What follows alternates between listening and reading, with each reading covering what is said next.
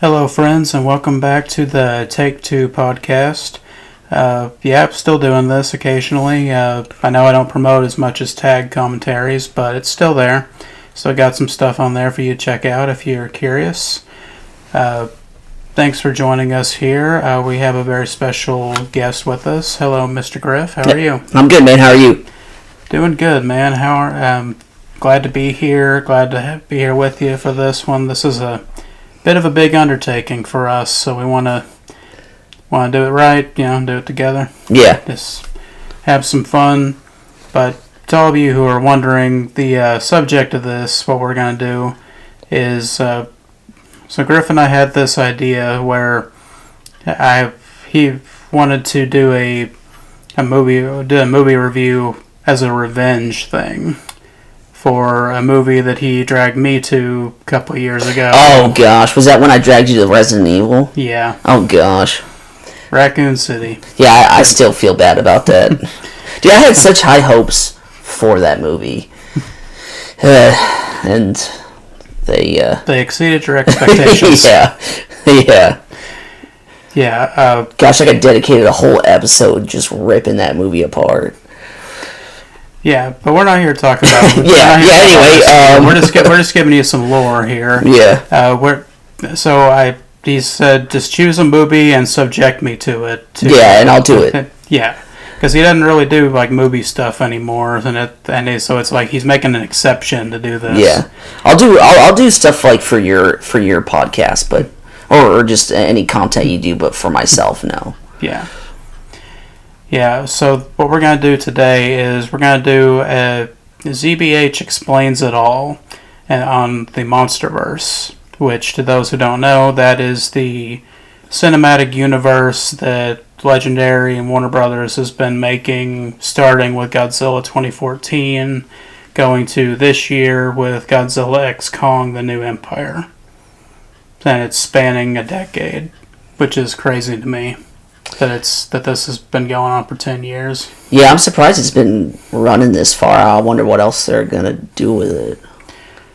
Yeah, there's some rumors here and there what'll be next, but it's still going strong. It's one of the more consistent cinematic universes lately. So every time they make something, I watch it and I mostly enjoy it. Yeah. So I'm just here to talk about it with you guys and with Griff, because he's seen some of this stuff, but he hasn't seen all of it. So I'm just gonna give you and him all the backstory you can handle for all the films and all that fun stuff. Yeah. I am not talking about Monarch, the show on Apple Plus, because I don't have Apple Plus, and I'm not talking about the Netflix Kong anime. I haven't seen that. I don't have Netflix. Okay. Yeah, I haven't seen either one either. So we're just talking the movies. That's all we're talking about. If I want a little bit of lore that was from something else, I'll mention it, but mostly just the films. So, Griff, do you think I gave us a good mission debriefing here, or? Yeah, I think that's pretty much straight to the point. Yeah. Okay. So we're gonna start things off where it all started back in 2014 with Gareth Edwards' Godzilla. Griff, you ready to go? Yeah. All right, let's do this.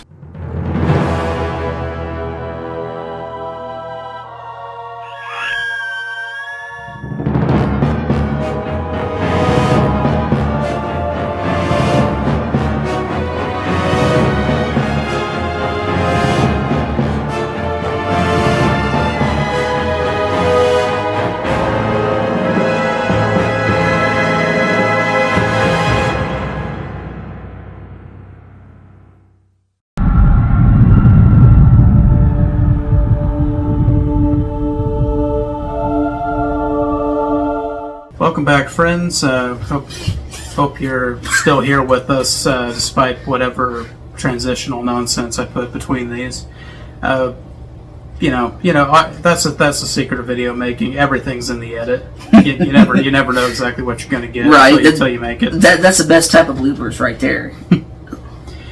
Yeah, so we're going to talk briefly about Godzilla 2014 to give you guys some background with it, our background with it, and just overall So this was released 2014, directed by Gareth Edwards. If you don't know who that is, he's the guy who directed Rogue One, a Star Wars story, and he directed The Creator from last year, which I have to say, I have issues with these movies that he's made, but they're all really well directed. Like, that's the one massive positive I have for Gareth Edwards is he knows how to shoot shit and make it look good. Yeah. So, Griff, I'm just curious about your backstory with 2014. Did you watch it like when it originally came out? Yeah. Now, when I watched it, I didn't like go to the movie theater. I actually went to it's not a Blockbuster. It was a it's not a movie gallery, but it is like Blockbuster. It used to be in Springfield. I can't remember the name of it. I don't think they're there anymore. Like Family Video. Family Video. Yeah. I actually went there and rented it, and then brought it back home and watched it. And I really liked it. Like I thought it was pretty good. Mm-hmm. Yeah. It's good. I know it was kind of divisive when it first came out, and I always was on the side of liking it. But there's some issues I'll talk about briefly that I have with the film, and I understand people's criticism of it. Now, when that came out, we hadn't had a Godzilla movie for a while, right? Yeah, like since it was the first American Godzilla since '98. So it was been a long time since we had taken a swing at the big lizard. So, yeah. So, and we talked at length about '98, and that we kind of liked that movie, even despite its flaws and everything. And so that was fun talking about it. This one is very, very different than '98. Very, yeah. Yeah, they're both like disaster survival movies, that just happen to have like giant monsters in them. Yeah. But the tone is just so different than, because Godzilla '98's like fun popcorn, like old fashioned disaster movie, like it's like Independence Day, Twister, stuff like that. What's funny is that movie didn't even feel disastrous to me. Like it felt it was just too much fun. Mm-hmm. Like I really enjoyed it, but I just never felt like I was at the edge of my seat ever, I guess. Yeah. Like, this the 2014 Godzilla, I was, you would really like wait. Just the way the beginning happens. Other than that, it's pretty much just straight, just nonstop. Yeah, and I hadn't seen 2014 for several years. I rewatched it last night with my aunt because she hadn't seen it. I don't think she'd ever seen it. And it was like how much the beginning shook her, with Bryan Cranston and his wife, and his wife dying in the radiation accident and everything. Well, you got to have an early death to set the tone. Yeah. But this one is really, it's got a lot of interesting things to it. It's got the American perspective of things with American scientists that are stationed in Japan helping with the nuclear technology and the reactors and everything. And then you have the Japanese side of things too, with like Dr. Serizawa, who is played by Ken Watanabe, who's great in everything. From Last Samurai to Batman to Last Samurai is my favorite, probably, of his. Wasn't he in Crouching Tiger? He might have been. I swear, I think he was. It's been a while since I've seen Crouching that. Tiger. Yeah, that's old. It might have been Chow Yun-Fat. I don't remember which one of the guys it was. But I can't remember. But anyway, casting overall is really good. But one issue I have with this movie, and it's a criticism that a lot of people had when it came out, that I guess I'll just rip the Band-Aid off right now because we can I can just say my piece and then we can move on and talk about the rest of it. So in all the trailers, you think Bryan Cranston is the lead character because of the marketing, the way they cut it together. It was all focused about him. Aaron Taylor Johnson, Elizabeth Olsen, they're there, like they're characters. You understand that, but you're like, but Bryan Cranston's the lead. Yeah. They're just like the supporting actors. Spoiler alert, that's not what the movie's like. Yeah. Because Bryan Cranston comes in, does a great job. He's in like the first 30 minutes, and then he dies. Yep. Which, this was when Bryan Cranston was like blowing up really big. Yeah, I think it's because of Breaking Bad. Breaking Bad, yeah. I mean, he'd been doing things forever, like in Malcolm in the Middle. Oh, yeah, he was absolutely hilarious as the dad in Malcolm in the Middle. But it was just, I was like, I feel gypped, I feel tricked. You know, yeah. like I understand the frustration that the audience had about that. I wasn't even that frustrated. Like, when I saw that, I was like, oh, he's not the main character. I was like, well, that's odd. And then I don't know. Yeah. Yeah, and so Aaron Taylor Johnson's technically the lead of this, even though there's a lot of characters, a lot of stuff going on. Like, well, and also, I think he was just coming off a Kick-Ass, so he wasn't really like... Yeah. Yeah, I mean, he's still a fairly new actor. Yeah, I mean, I think he did both Kick-Asses and then Godzilla. I mean, I think now most people know who he is, but he's still kind of newish. Yeah. But I mean, I think really since day one, I've really enjoyed just him being on screen. Yeah, I like him as an actor. This is not my favorite performance of his. That's my criticism. Is like they're kind of Bullet Train's. Bullet Train. Yeah, I love Bullet Train. Bullet Train is peak Aaron Taylor Johnson. But yeah, this one he's playing like stoic soldier man, so bomb technician. So he's not meant to be like a funny happy-go-lucky guy, you know? Right. Yeah. Yeah, he's not Matthew Broderick, okay, but he's no, of course not. But I think he's perfectly fine as the main character. It's just like, because people are always going to compare him to Bryan Cranston in the movie because of how the movie was set up. It's them being father and son, and then father dying and son having to take the lead, basically. Yeah, and plus Bryan Cranston's been acting for a really long time, so it's hard to make that comparison. Yeah. And maybe that kid's been acting longer than what we think, but from my knowledge, I don't know. He's really been acting. I never saw him anything but Kick-Ass. Yeah, he might have been a kid actor. He might have been in like Spy Kids or something as kid number 3 or something. Like a lot of leading men now come from like little places like that. Kid with the boom mic or something like that. Yeah, but I do like him. He's a decent protagonist. Yeah. Not definitely not my favorite of the Monsterverse or anything, but he's serviceable enough, and I do think it's cool that he gets to use his bomb expertise throughout the movie. Like, even though he's not technically deployed anymore, like he's come home to his family and everything, but he gets back on the horse again to help with the nuclear warheads and arming them, disarming them to face off against Godzilla and the other threat in this movie that was basically hidden in the marketing too. Like if you watch the trailer, you just see Godzilla and only like a couple brief instances of him. Yeah. So you're like, okay, so Godzilla's the threat. Who was the bad guy? Yeah, bad guy, but not bad guy. Yeah. No, the main villains we got with this movie are called the Mutos, which is actually just an acronym that the military in that universe came up with. That is like a blanket term for creatures they don't understand.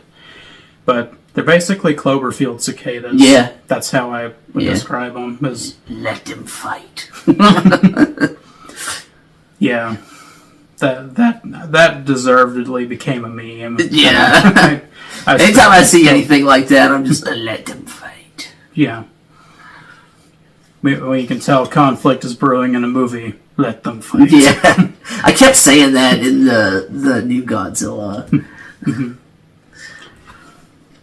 Yeah, so a lot of stuff happens in this movie. The Mutos awaken and they cause the accident that killed Aaron Taylor Johnson's mom when he was a kid, which drives the plot of Bryan Cranston and him in the present day.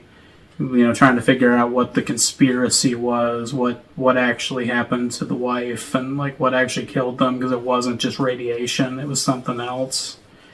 And then figure out, oh, it's a giant creature that feeds on radiation that just happened to nest in the reactor there in Japan where they were. And yeah. then back now in the present day when they're adults, the Monarch, the scientist group that is in all of these movies, studies the giant creatures, that they've been experimenting on it, like trying to understand it because it's been dormant, and then suddenly it wakes up and hatches out of the, can't remember what they call it, it's like a spore or something. I don't remember if they showed it or not. The science in these movies is very weird, so you just accept what's going on. It's like a giant arthropod thing that walks like a man, yet it comes out of a mushroom. Just weird shit. Yeah, weird shit like that. Yeah, you just, it's giant monsters. You just kind of go with it. Yeah, you're like, just explain what you want to about this, but I'm not gonna try to make this realistic.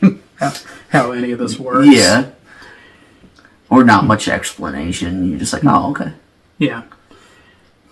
And then it's kind of funny we're talking about this movie specifically because it's about the two giant radioactive cicadas waking up and then breeding and trying to populate the world with a bunch of them, because this year there happened to be 2 cicada crops coming at the same time. Yeah, man, this thing's been all over the place. Yeah, I just thought that was a very funny coincidence that. Yeah, there's always a weird coincidence when we get together and do an episode, though. Yeah. It's a conspiracy. Yeah, and a strange occurrence. More on that later, audience. Yeah. Yeah, so we got... And that's one nickname that people have for this Godzilla movie is the Cloverfield Godzilla. Not only because the creatures reminded us of the Cloverfield monster, but also the way it's shot, the way, like, you only see bits and snippets of the creatures at a time, where most of the people in the movie don't understand what's happening. It's just giant monsters showing up out of nowhere and destroying cities. Yeah, I never really thought much about that. Now till you say something. Yeah, but yeah, I see a lot of it now. Now that you say something. And again, that wasn't my idea. That's just a nickname that the internet came up with for this movie, which I think is appropriate. Just pretty interesting. And then, so I'll get to it more with, like, the next Godzilla movie on down the line. But I really like how they do science in this universe, even though admittedly doesn't make much sense. Yeah. They study the kaiju. They have like species names. They name them all different things, and like they're actually all in like the same group of animals, just like different species technically. Like in Godzilla in this universe is Titanus Gojira. And they're all like Titanus something, because they all belong to the group that they call the Titans. Which a little bit of backstory with that. They were originally going to just call them kaiju, like Japanese movies do. They just, if it's a giant monster, it's a kaiju. The reason they switched it to Titans was because of Pacific Rim. Because they used the term kaiju for their creatures. And it's the same company making both movies and everything, so it's not like there's plagiarism or anything. I think they were just like trying not to confuse the audience to make them think, oh, they're in the same universe, just different time period or something. Oh, they still. I feel like they still would, because fan theories just go way too free and far and too long. So I'm sure they would still find a way that actually links together. Multiverse. Yeah. Multiverse, where there's giant monsters in every universe for some reason. Yeah, they were actually thinking about doing a crossover between this Godzilla and Pacific Rim. Yeah, I thought that they were going to do that at some point. I'm glad they didn't.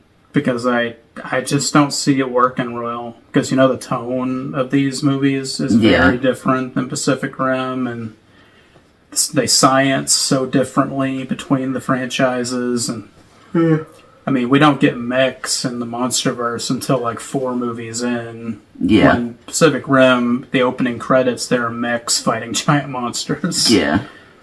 So I just don't think it would gel well. Audience, let us know if you want a crossover between those, if you'd be up for it. It's. I mean, I guess if you run out of ideas for the the movies, I guess you could do that, because I'm not really for sure like how far this is going to go.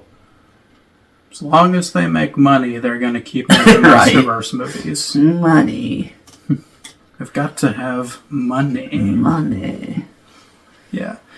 Yeah. So. Overall, I really like this Godzilla, because I don't want to take all day on this one movie. We got a lot to cover. I just want to kind of give my blanket feelings about it. Yeah, he was very dinosaur-like looking. Yeah, with my observation, like, how they always, for the monster in a movie, they always kind of study like a real-life animal, and they model their movements or whatever after them. Like with dragons, a lot of times, how they climb on things with their wings, and they're kind of based on bats. Yeah. Well, the way he moves, when Godzilla moves on land, he reminds me of a grizzly bear, like on its hind legs moving, and like swatting things, like with his arms. And grizzly bears don't have a long tail, but if they did, they would use the tail as a weapon. Yeah. But when he swims, he's like a giant crocodile. I know it's like the way his tail moves and like the spines coming out of the water and everything. It's like a... Yeah, I see it. Also, this movie is... I really liked it just over like the aesthetics of it, because it's kind of like you mixed Cloverfield mixed with Jurassic Park, because of like some of the shots with helicopters and like the locations they're on. And then it's about a creature breaking out of containment and going on a rampage. And then there's stuff like Jaws, because it's just like building tension, because you don't see the creatures for a long time, and then when they start showing up and destroying things. Yeah. It's kind of like everything I like about movies rolled into one movie. Yeah. Which has its flaws and everything, and I do think it cuts away from the monster action of like one too many times. It's the first time it was okay, when it was the Hawaii fight, like between Godzilla and the one Muto, which that was kind of a cool artistic thing, where it's like the fight started and it cut, and then you see like news footage of the fight, and then the Muto running away from Godzilla. Yeah. But it's not the finale, so they're not gonna like show all of the fight. They're just building up to the big climax at the end. And I did not know, because I know this was kind of a realistic or grounded Godzilla. I didn't know if they were going to do atomic breath or not. Because I was like, because it's so serious, like so its own thing. I'm like, I don't know if they're going to do atomic breath, or if he's just going to be a big brute that just like, physically kills these things. But when those spines lit up in the theater, and I hear the whoom, whoom, whoom, whoom, whoom, whoom, I'm like, oh, they're doing it. It's real. It's happening. Yeah, I went to see that with Logan and Alex opening night in the theater, and I think we were all just like cheering, like when we saw the blue coming up his spines. We're like it's an American Godzilla, and he has atomic breath. Yeah. We won, America. But yeah, overall, I really like this movie. Even 10 years later, it's good. I don't think it's my favorite Monsterverse movie, but you need to know that I like each of these movies for different reasons. But the next movie in the franchise is really interesting. We're gonna, instead of going forward in time, we're actually gonna go back in time, because this movie takes place in 2014, which was the present day when it came out. But this one, we're going back to 1973 with Kong Skull Island. So stay tuned for that, and that will be on our next segment. So see you then.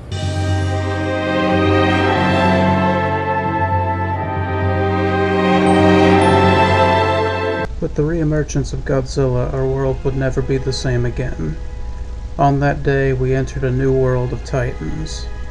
Many unknown creatures would soon emerge, and in the next program, we will witness the terror of Skull Island.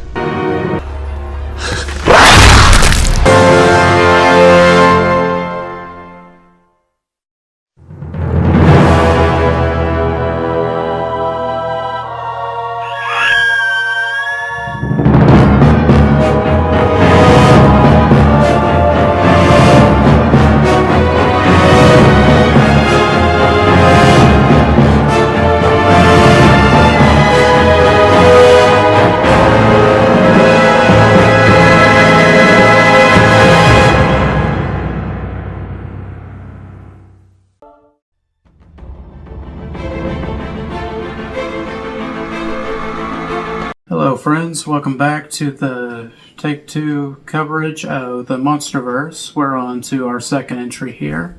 Our previous entry was about Godzilla 2014, directed by Gareth Edwards. This, however, we're going to cover Kong Skull Island, which is very odd choice for the next movie in the series because this is a prequel technically. It takes place in 1973. And when the Monsterverse started, it was in 2014, so if you're going into this series and you see Kong Skull Island as the next release, you might be taken aback a little bit. You're like, wait, why are we in the 70s now? Kind of confusing, but anyways, so just wanted to tell you that ahead of time because this is a very different animal of a movie that is very, very good, different in a good way, I would say, like different than Godzilla. Yeah, very different. Yeah. So, Griff, first of all, you did watch this one originally, didn't you? Yeah, but I only watched it once, so my memory of it is going to be pretty vague. Okay. Yeah, this one I did also see it in theaters because I'm a huge King Kong fan. And then I figured out that they were doing Kong set in the Monsterverse with Godzilla. And I was super curious how they were going to pull that off. Because when you look at the original Godzilla and the original King Kong, Godzilla's like 100 foot tall and King Kong's like 25 maybe. Yeah. So you're like, how are these two going to be in the same universe? How are they going to interact?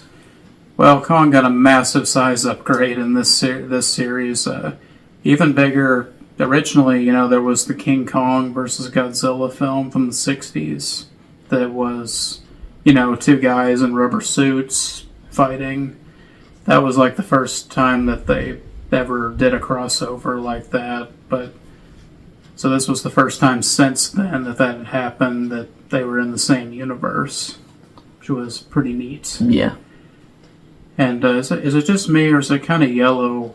Why is there like a lot of yellow light here? Is it just me? I see black light, but that's because of my sunglasses. I don't know.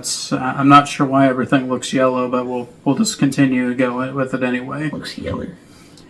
Anyway, so this film is set during this is like 1973, so we're talking about the end of the Vietnam War era, where the Vietnam War still hasn't technically ended. I think it ended in 74, 75. I don't remember when. It was somewhere around then. But this is the tail end of it. And I just immediately, I really liked the choice that they did a history piece set in the Monsterverse. Yeah. Because adding a historical flavor to a genre movie like this, it makes it really fun. Like, whenever Peter Jackson did his King Kong, he did it as a full-on remake where it was set in the 30s, and then, and then they go to the Skull Island and everything happens, like kind of like the original. Man, wasn't that movie like 3 hours? That was the theatrical cut. The full cut is like 3.5. Whew. So I remember turning that one off because it was so long and I was tired. I was like, I'm just going to bed. Yeah, so if you want to hear a tag commentary about 2005 King Kong by Peter Jackson, let us know in the comments, and we'll see if we can do that one together. Oh, That'd be a long day. I don't know. I don't know if I'd want to do that for that commentary. Yeah, because that'd be the one time you have like the most issues with, and then if we had to redo it. Yeah, if we didn't get it right the first time, I would just say no. We're not doing it. That'd be a lot of editing. So much editing. Yeah. Anyway, we're not talking about 2005 Skull Island. We're talking about 2017 Skull Island now, and it's very different. First of all, geographically, it's very different because in original King Kong story, when they go to Skull Island, it's in the Atlantic Ocean, like somewhere not quite in the Caribbean, but like, you know, just an uncharted island somewhere out in the middle of the ocean. This one is different because it's set in the Pacific, which kind of ties in with like Godzilla and all the nuclear testing and all of that. So it's all like in the same area of the world technically. Yeah. Which I think was an interesting way to connect it. And with it being in the Pacific and on that side of the globe and the time period that it was in, there being U.S. soldiers that were over in Vietnam and surrounding territories makes sense when they're assembling a team to check out this uncharted, well, supposedly charted, mysterious island out there. And the government is doing it so you know that they're not telling them everything that they're doing. They're like, oh, there's just an island out in the middle of the Pacific Ocean. We're just gonna go there and see what's there, and you know, take some soil samples, and you know, then just be on our merry way. Yeah, should be like a fun 3-day weekend. Needless to say, it doesn't end up being that. It's Skull Island. Basically, no matter what version you're in, it's not a place you want to go because of how dangerous it is. I mean, they call it Skull Island for a reason, because go there, you've got a 99% chance of dying from all the wildlife, all the overly sized insects. Yeah. Oh God! Don't get me started. Don't get me started on the bug pits. Yeah, that movie that terrified me as a kid. But yeah, and what I like about this is like, okay, it's kind of a familiar story. It's similar enough to the original premise for King Kong, where there's an island and they're wanting to go document it. And the original one, it was him shooting a movie, like to document the island's existence. And I don't think they knew about Kong originally. I think that was like one of the fun surprises they found there. Yeah. But yeah, so they get a military escort. Then I gotta say, this cast is crazy that they assembled for this movie. You got Sam Jackson as the colonel, who's the leading the military party.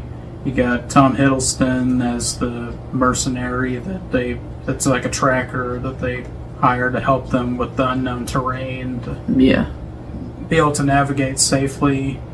I mean, you got John Goodman as the Monarch agent, I don't know if he was the head of Monarch. I'm trying to remember what his relationship was exactly, but wasn't Brie Larson? Brie Larson was in it. She was with the she was like a photographer, right? Yeah. She was with war photographer. War photographer with the military unit. Stationed with them. So she kind of came along for the ride. And there's a lot of interesting, like, if you like Vietnam era stuff, there's a lot of like subtext, political stuff they're kind of saying in this movie without really saying it. Like, there's one part where it's Sam Jackson and her talking, and she's like, all I'm taking into this place is a camera.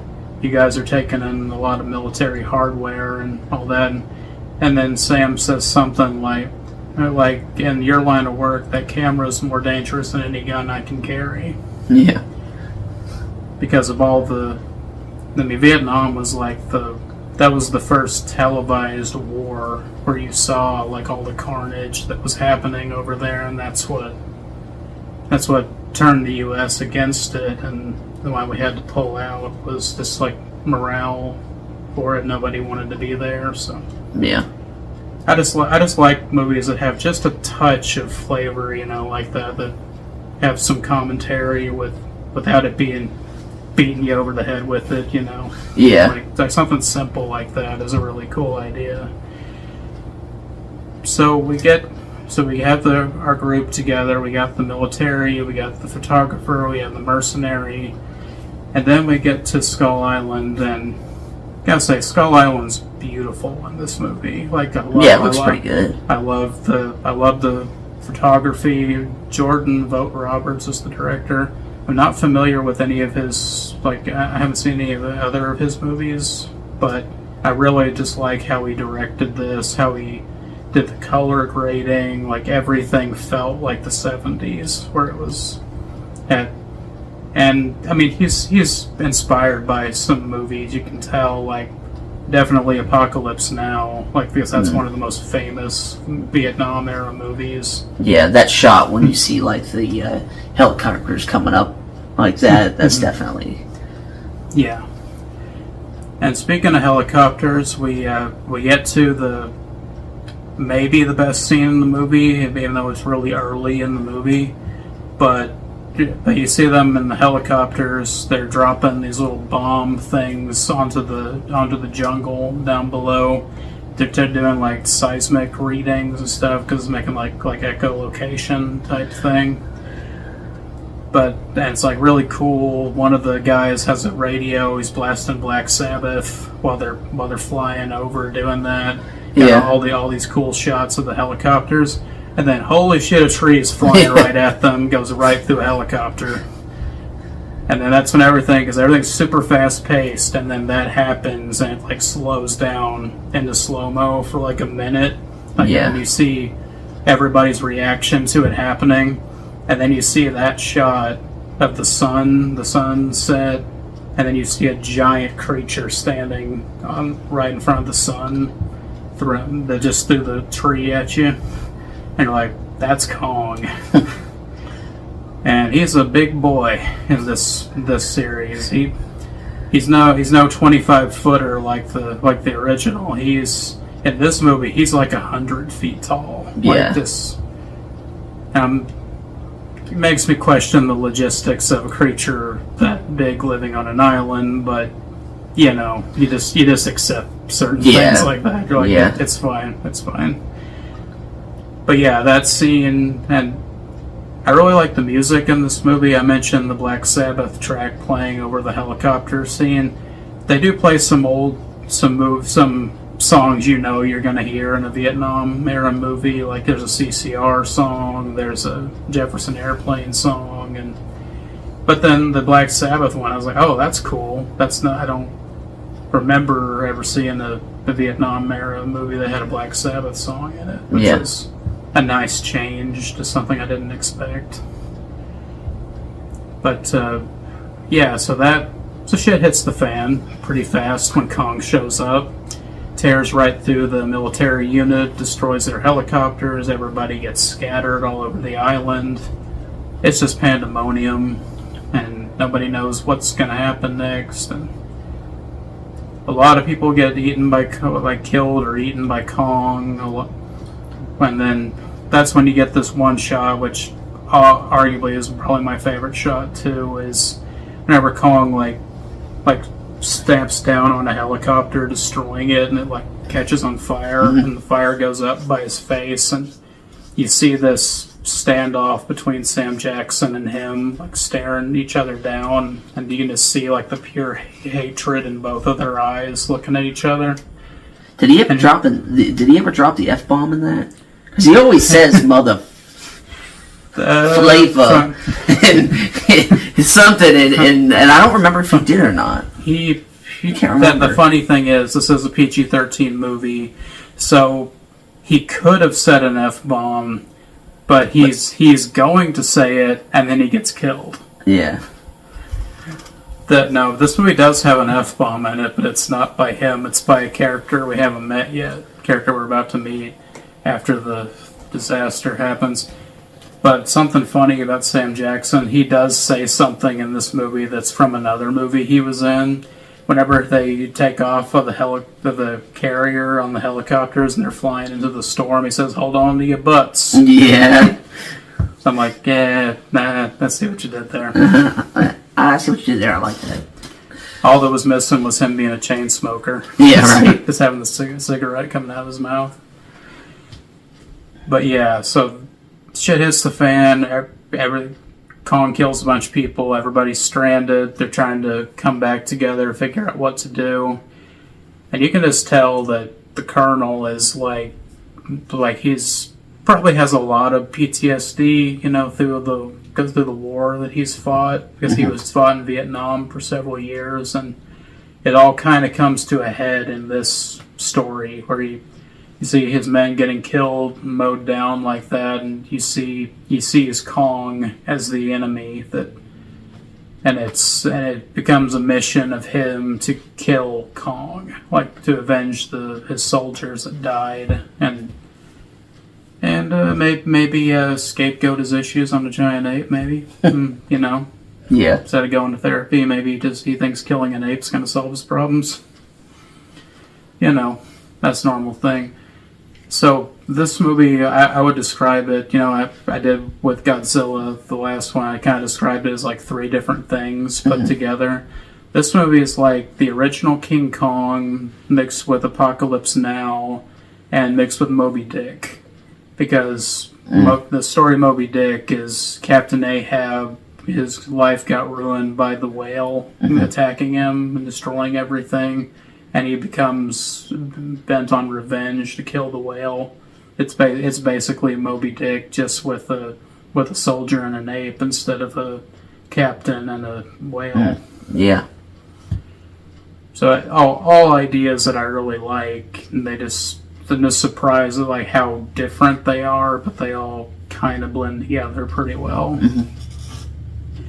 But then we get to arguably the best character in the movie, Captain Hank Marlowe, played by John C. Reilly, who was a pilot in World War II that crash lands on Skull Island when he was in a dogfight, and he crash lands there, and he has survived for nearly 30 years on Skull Island.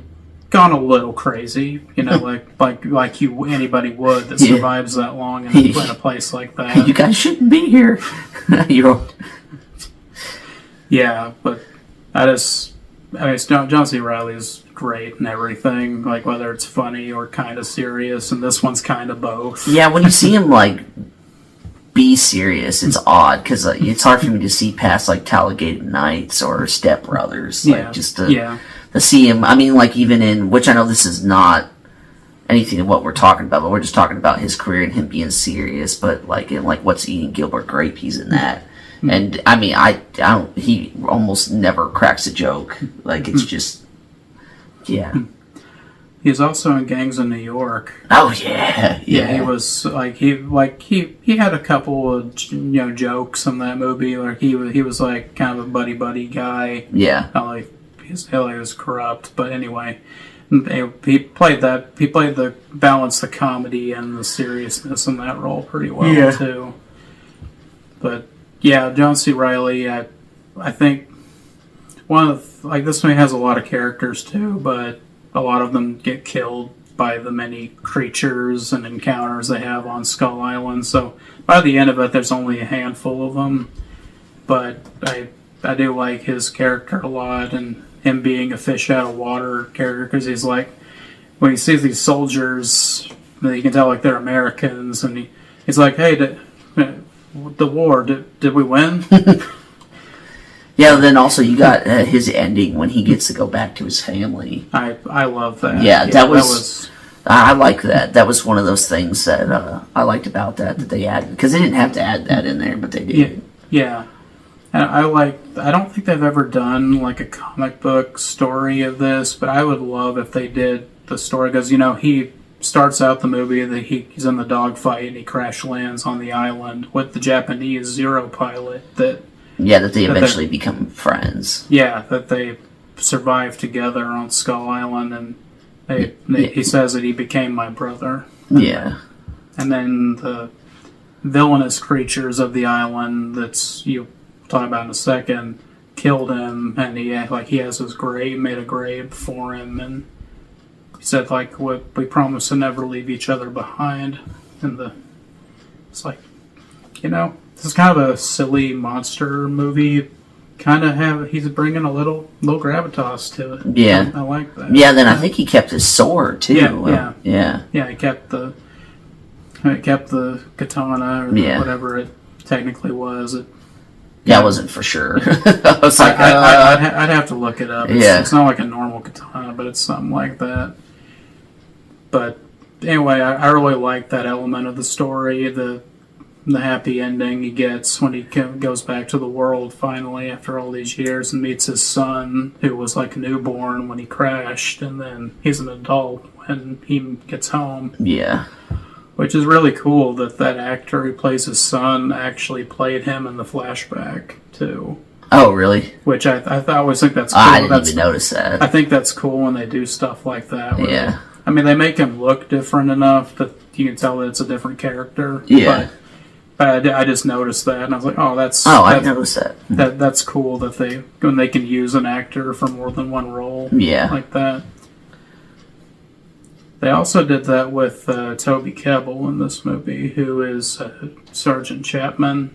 He's the dark-haired, skinny guy that's kind of like the lieutenant to Sam Jackson, who gets separated and is out on his own on Skull Island.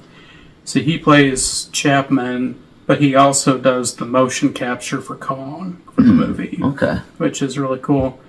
And before he played Kong, he played Koba in Dawn of the Planet of the Apes. Oh. So he said he's done a lot of interesting roles like that. Yes.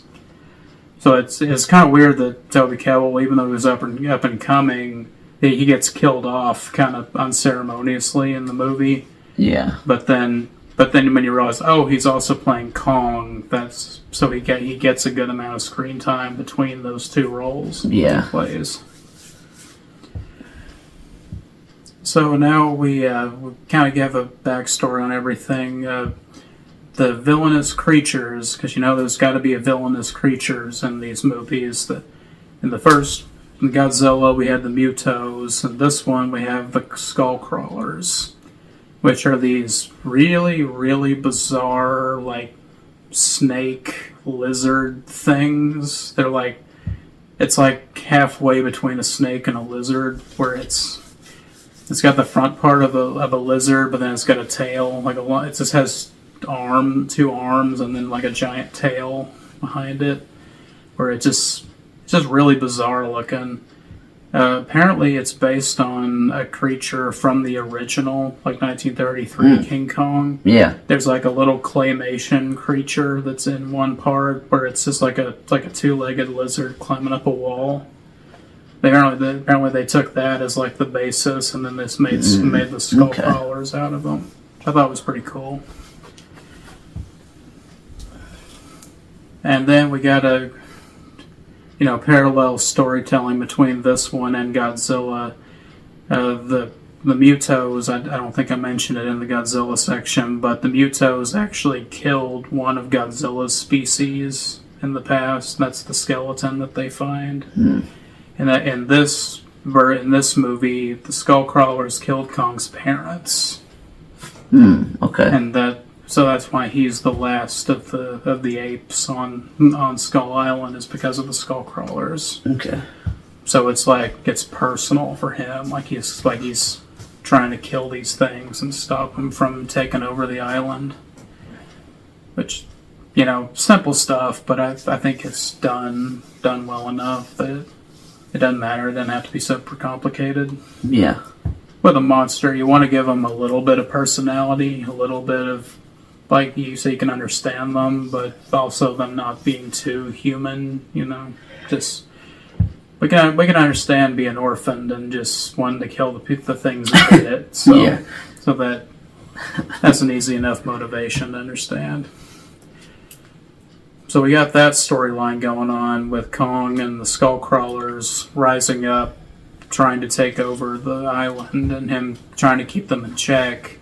while the Sam Jackson storyline is going on, where he's wanting to get to the military equipment from on one side of the island so he can use it to kill Kong. So it's really interesting that these two plot lines are going on at the same time. Like, Kong didn't really give the humans a second thought. He just, like, shredded through them and then just went about his day. You know, because that's, like, kind of normal for him. Just, yeah. a fight happened, he won, he left. You know, that's kind of how he deals with things. But then... Well, I wouldn't think anything survived that either. I mean, it's like a bunch of mosquitoes or gnats like swirling around you, and you're just like, just, yeah, like, but I mean, scale wise, that's probably what we'd be to him, be like a mosquito, yeah, something. But mosquitoes. Yeah, so then they got the human characters that aren't with the Colonel that want to.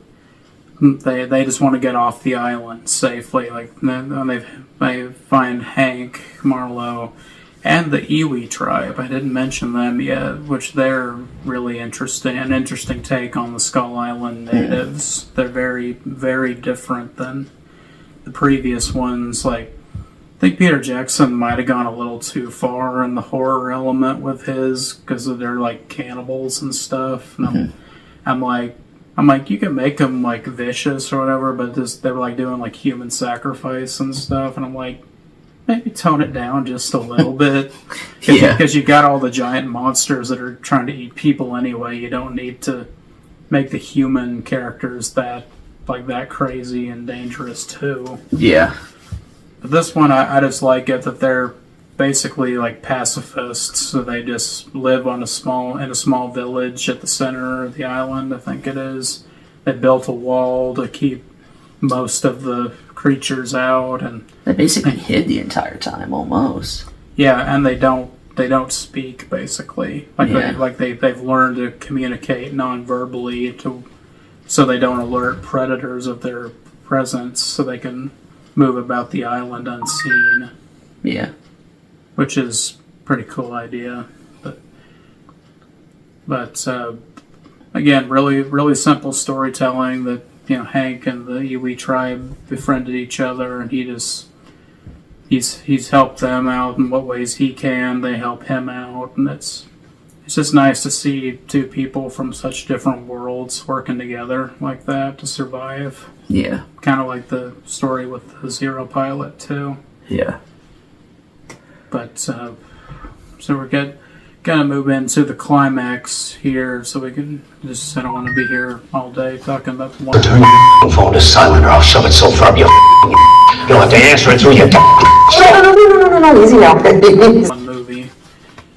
But, we get to Sam Jackson has set a trap for Kong, and he's gonna use napalm, burn him alive, like poured napalm into a lake and luring Kong into it, and then lighting it on fire. Where I was like, I'd probably do it, you know. Yeah, it's not a bad idea. Even though he's a giant creature, napalm kill just about anything. Yeah. Unless you're Godzilla and you have like Wolverine level healing, but that's a different creature altogether. Yeah. But I like the idea that Kong is seen as a protector and a guardian of the island by the Iwis, and they have like all these carvings and not hieroglyphic exactly, but like artwork of him that they made on the metal pieces that they've scavenged, and they have him there, and then they have the skull crawlers, and like tells the story of Kong battling the skull crawlers and protecting them. It's really a cool idea. That, of course, when Sam Jackson uses the napalm on Kong, it does hit him with the napalm, and he catches on fire, and it hurts him, but it doesn't finish him off, or he gets out of it before it could finish him off. And then he's going to deliver the final blow to Kong, and then the big skull crawler shows up. that they've been hinting that there's a big one that is like the boss out of all of them, comes out and things like the size of Kong. It's huge, and then Sam Jackson, like, I think he has a moment where he's like, "Oh, I screwed up. This was a bad idea."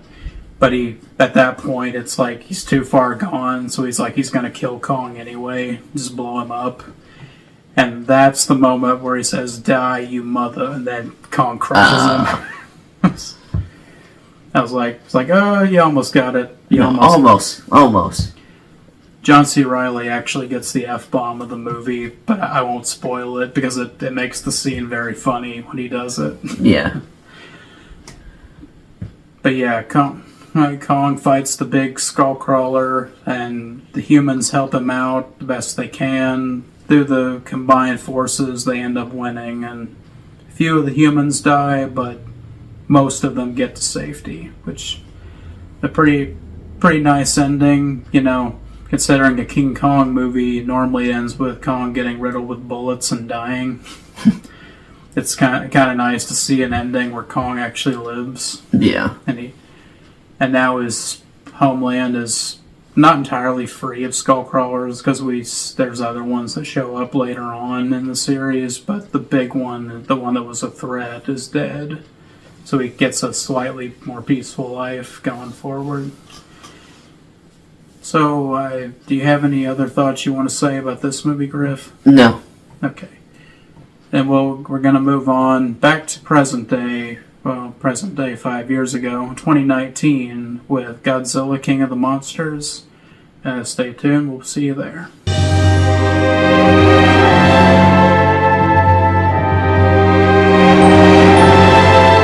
With the battle for Skull Island decided, Kong's mighty reign continued. But as one conflict ends, another is on the horizon.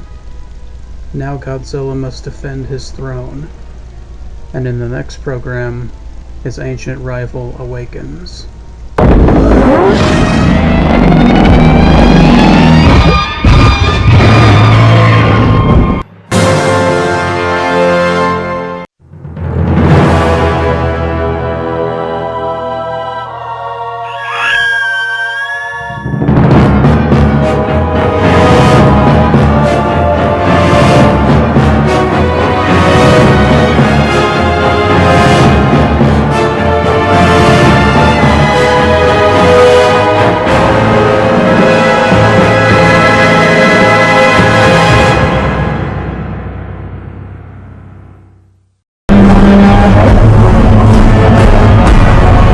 Hello friends, and welcome back to our coverage of the Monsterverse series. We are today going to be talking about Godzilla King of the Monsters, released in 2019, directed by Michael Dougherty. And if you missed us last time, we were talking about Kong Skull Island, and before that, Godzilla 2014. So if you want to watch it in chronological order, you can do that, but if you're just along for the ride, then welcome. So we got a very fun movie to talk about, in my opinion, but also a kind of a divisive movie in the fandom. So Griff, before we get started, just tell me what you know about this movie, so I can tell you, I know what to pinpoint, what to tell you. I've only seen like a few minutes of the first of this, and that's it. So I can't really tell you anything I know. Okay. Alright, so clean slate, that's fine. Well, I'll do my best to kind of give you the background on it and what's good about it, what's kind of an issue with that I have with it. Yeah. Just trying to give you the full spectrum of it. Okay. So, before we go into the movie, I do want to mention Michael Dougherty. Another movie that he did that I really liked was Krampus. Did you ever watch that? No. Released like 4 years before this, I think, but Christmas horror movie. They're actually really good. Okay. Really interesting.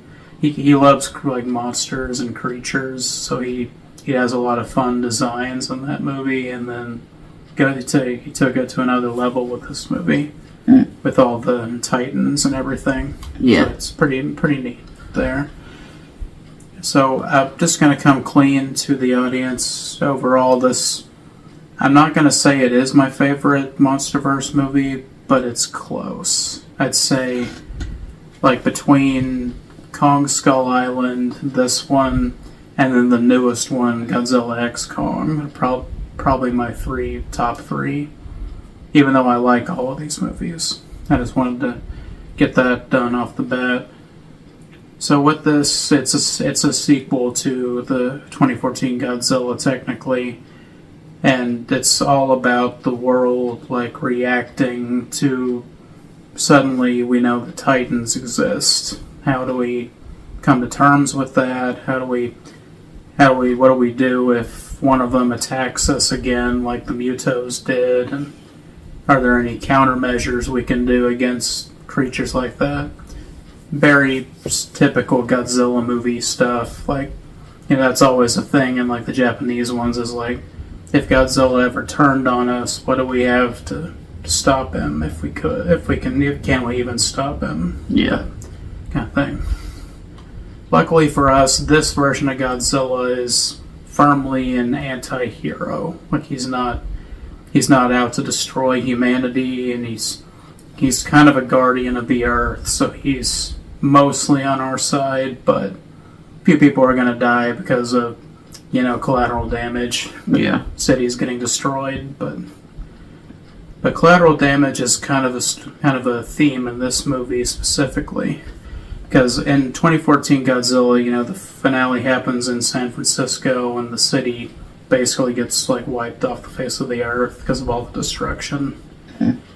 Well, in this movie, there is a family that was in San Francisco, witnessed the events that happened with Godzilla and the Mutos, and they lost their youngest child, died in the destruction. Mm-hmm. So that acts as the catalyst for the plot of this one, because the family ended up breaking up because of the grief and trauma. So we have the dad who hates Godzilla for taking his son away from him, and kind of just internally wanting Godzilla to be destroyed, to take him out. But he's not the villain of the movie. He just has resentment toward Godzilla because of that, which I think is a nice, bit of character to him that makes it a bit more interesting. His wife she also was grieving her son, but she actually goes down a villain route in this movie, which is really interesting and kind of polarizing, because people were like, she was stupid for trying to kill Godzilla by unleashing King Ghidorah, and it's like causing so much destruction just in the nature of destroying Godzilla. And then there's a whole thing where she wants the Titans to rise up and reclaim the Earth from the human race, basically. So it's kind of silly, but I think it's enough of a motivation that I kind of understand it, that grief could do that to somebody. Yeah. But really, that's the main plot of it, and then there's stuff with Monarch coming in, because Monarch is still studying Godzilla, and this is the movie where you really figure out, there's a bunch of Titans that they've kept hidden for decades now that are in these outposts that are dormant, sleeping, basically. And everything starts when one of the outposts is attacked by a terrorist group that the mom is in league with, and they unleash King Ghidorah, which is a classic Godzilla monster. He's the giant gold three-headed dragon that is one of Godzilla's main enemies throughout the franchise. So as a Toho fan, person who really likes the old Godzilla monsters and movies, this movie is really cool because it's got It's got all the Monsterverse flavor that had been established before, but it also has all these. It's including all of these old Toho creatures, like new versions of them. Mm-hmm. So King Ghidorah is the main villain of the story, and when he wakes up and he is fighting Godzilla for dominance over the Earth, and basically he causes an awakening of all of the Titans around the world. And I don't think they ever say exactly how many there are, but we know that there's more than 17 throughout the world that are woken up because of Ghidorah. And the other classic Toho monsters you see in this, you get the holy trinity of Japanese monsters. You get Godzilla, you get Mothra, and you get Rodan. And to those who don't know, Rodan is the giant pterosaur looking thing that flies around. Rodan! He's not as old as Godzilla, but he came in around the same era as Ghidorah and Mothra did. So it's really cool to get all these old characters that we haven't seen in a long time in movies coming back with new versions. Some of them are I think better, the best version of the characters that we've seen. Yeah. Like Rodan specifically. I really like him in this movie.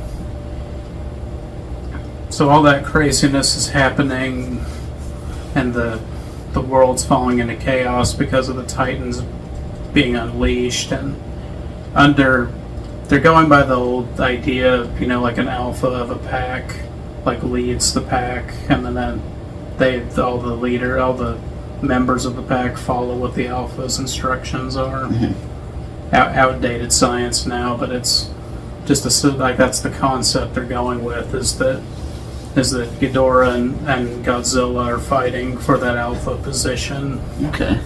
And if Ghidorah wins, he's also revealed to be an alien creature. All the other Titans are technically ancient terrestrial creatures, that have been around inside the Earth for millions of years that are coming back. But he's actually an invasive species from outer space, which I think, if I remember right, at least I think that's the original version. Ghidorah is also an alien, so that was kind of a cool reference to that. Yeah. And Ghidorah in this movie is OP as fuck. That's all I'm gonna say, because he literally flies around creating thunderstorms and hurricanes. He changes the weather wherever he goes. The electricity and stuff that his body puts off. Literally, he has a cloud that follows him everywhere he goes. And since he's an alien species, he's actually trying to terraform the Earth to change it into his home world. And if he does that, if he's not stopped, he's going to terraform the Earth and it's going to kill everybody because of that. So this one felt like massive escalation, and what the threat is that we're dealing with. And, the Mutos, if they had reproduced like they tried to do, would have been a bad problem, but they're still Earth creatures. They would change the food chain, but they wouldn't change the entire environment of the Earth. Yeah. This one is a global threat that we have to take out. And we try to help out Godzilla sort of by hitting Ghidorah with something called an oxygen destroyer, which is deep cut. That's from the original Godzilla movie. That's how they killed Godzilla in it. This was a weapon of mass destruction created by the main character, and then he sacrifices himself to blow it himself and Godzilla up with it. Yeah. To make sure that science is never replicated. Mm-hmm. So they use the idea of the oxygen destroyer but it doesn't kill Ghidorah because they didn't realize that Ghidorah was from space. Because the oxygen destroyer was basically designed to kill terrestrial creatures. So instead, it weakened Godzilla because he was in the blast, and it didn't kill Ghidorah. So, good job, everybody. Good job. You're doing great. Mankind strikes again. Yeah. We did it, Patrick. We saved the city. Yeah. Yeah. Yeah, so then this is where the plot gets really interesting after, like, that's like the end of the first part of the movie. And then we follow Godzilla, where he actually goes to his lair down, like, in the bottom of the ocean. And then when the submarines get down there and they're following him, they see this lost civilization, a human civilization from eons ago that has never been discovered before. And it implies that the humans back then basically worshipped the Titans, where the Titans were like their gods, like gods of nature, basically. Which is really, really an interesting idea that they're blending science fiction with mythology like that, where back in the day, if humanity came across a creature like that, they would see it as a god or a guardian or something like, not something of science, not something of the natural world. Yeah. But then modern humans that are studying these creatures, they see them as animals, like they're trying to study them that way. Yeah. But it's a nice blending of those two ideas, and I think it's really cool. When I went to see this movie in theaters with Alex, he goes to the underwater city where it has like all the hieroglyphics and stuff, and he's like, "It's Atlantis." It's literally Atlantis. Yeah. So they never say that, but it's like I'm applying it. It's Atlantis without saying it's Atlantis. Yeah, but I thought that was a cool idea. And then to help Godzilla because of the oxygen destroyer damage that he took, he went back to his lair to like heal and feed off of the radiation that's down. And there's like a vent there where it's like during the Earth's crust, kind of.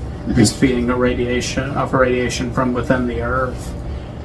The humans actually go in. Dr. Serizawa goes in with a nuclear warhead and sacrifices himself, activates the nuke, blows up Godzilla's lair, technically, but supercharges Godzilla with the new nuclear radiation from it, and that's when he comes back swinging.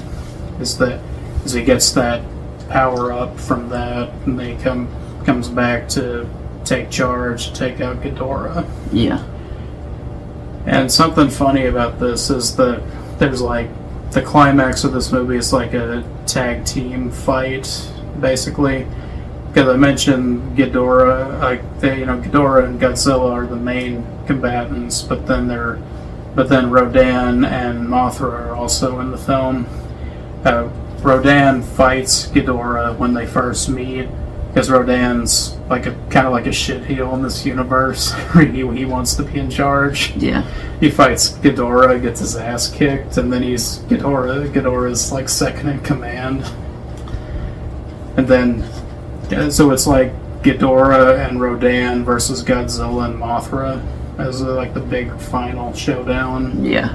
Which is really cool to see.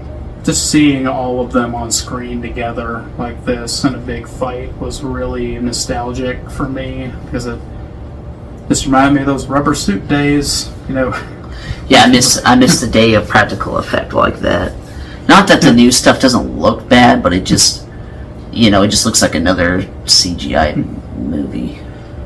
And what I'll say about that, what I like about the Monsterverse is that, well, obviously the creatures are CGI. It's done with motion capture. Okay. Like they're like they're humans technically on screen, like, and then they map out the movements of the creatures with them.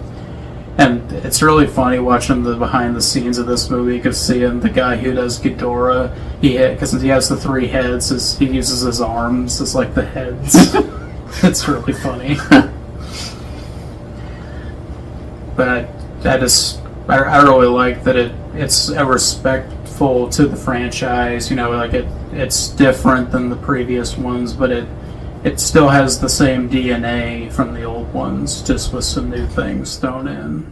Which I think that's kind of like what you want to shoot for if you're going to do a renewal or a revival of a franchise, where it's okay to be different as long as it's not ridiculously different, like something in name only reboot that you get sometimes. Yeah. So really like that. And then I didn't mention that there's a bunch of different Titans. You don't see all of them or anything, but you just get glimpses of them on like monitors around the world, seeing them. Mm-hmm. Some of them have really unique designs, like Behemoth is one of my favorites. He's like this giant mammoth sloth looking thing, giant tusks, and he walks around like a sloth or an ape. Yeah. But then the ending happens, and as a fan of this franchise, you know, Mothra dies, because Mothra dies in like every movie. So I was really sad about that, but it was pretty cool that she took out Rodan too in the fight, that was cool to see them fight and her get the upper hand on him. Yeah. In the fight. But then her last act is Godzilla's like down for the count against Ghidorah, and she like goes up to him and gives him all of her life energy into him, and then she dies.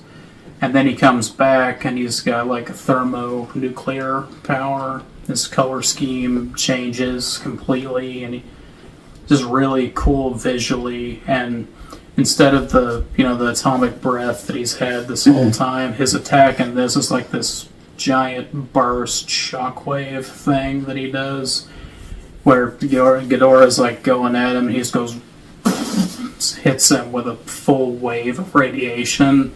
And like every single wave that hits him just starts melting him. Nice. Just turns the city of Boston into a giant fireball. And killing Ghidorah in the process, but then we get to the ending of this movie, and I just really like how they did this. Like Godzilla kills Ghidorah, and then that's when all the Titans converge on Godzilla. You see this shot of all like an aerial shot of the city, and you see all of like a dozen Titans walking toward him, and then they all start bowing to him, like that, like as they're accepting him as their alpha. Now that they're all awake and out in the world again. And of course, and Rodan cracks me up in this scene because he's still alive. Like Mothra took him out of the fight, but she has like a stinger in this movie, and she stung him, and so he like fell off the building they were fighting on. So he's like flying in, trying to act big in front of Godzilla, and he's like got his wings up and everything. Godzilla's like, "Don't you start this! Don't you start this again?" And he's just like, just kneels before him, like with this, like the most ridiculously over the top like bow you could do. Yeah, but.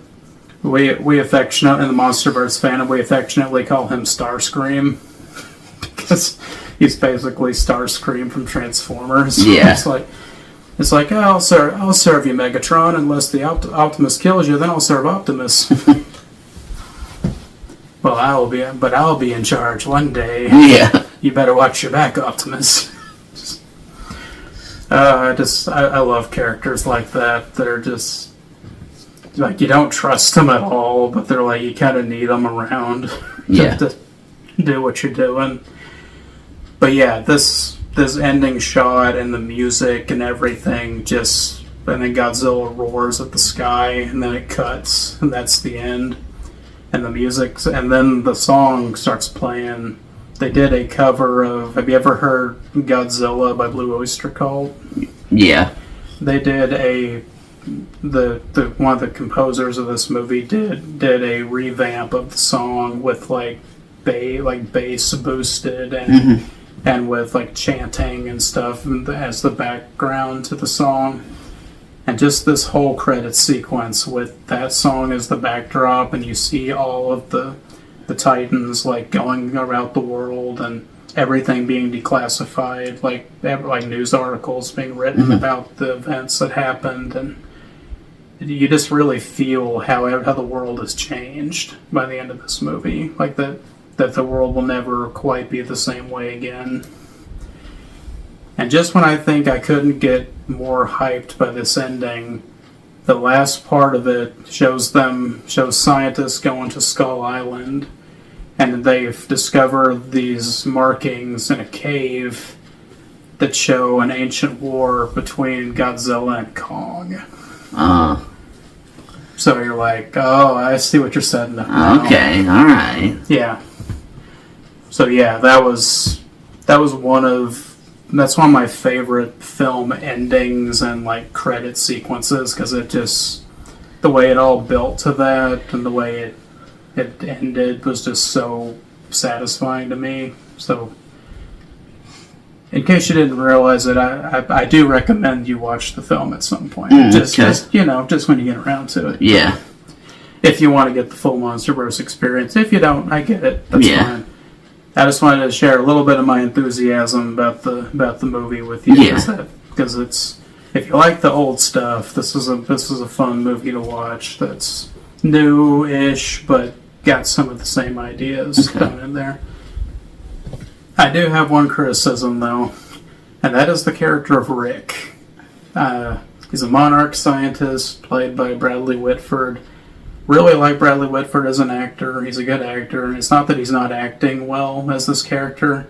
It's just the writing. He's so annoying because he's like a Godzilla fanboy, and he's just always cracking jokes and stuff. And I'm like, that wasn't needed.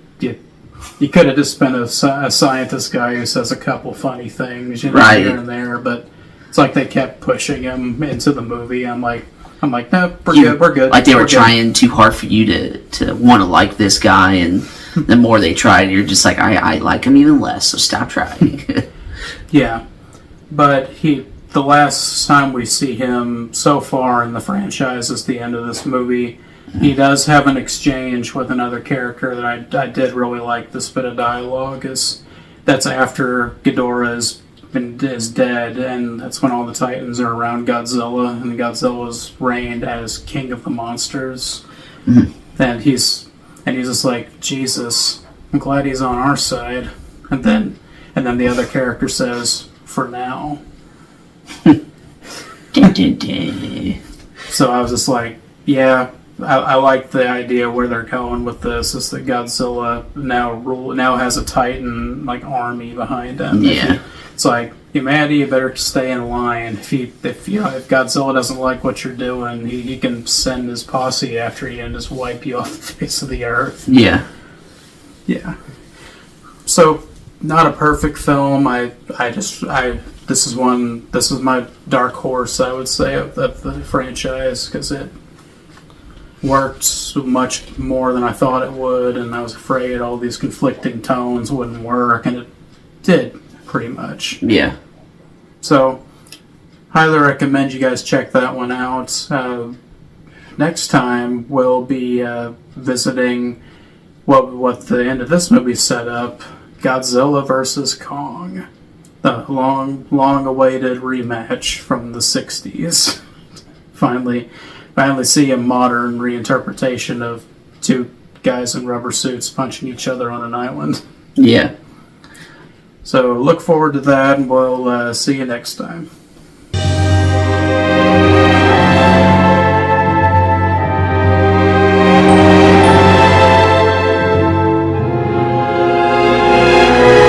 The Titan awakening has changed our world forever. A new world lies just beneath our own. Two Titans collide as new discoveries are made. And in the next program, we will face the mystery of Hollow Earth.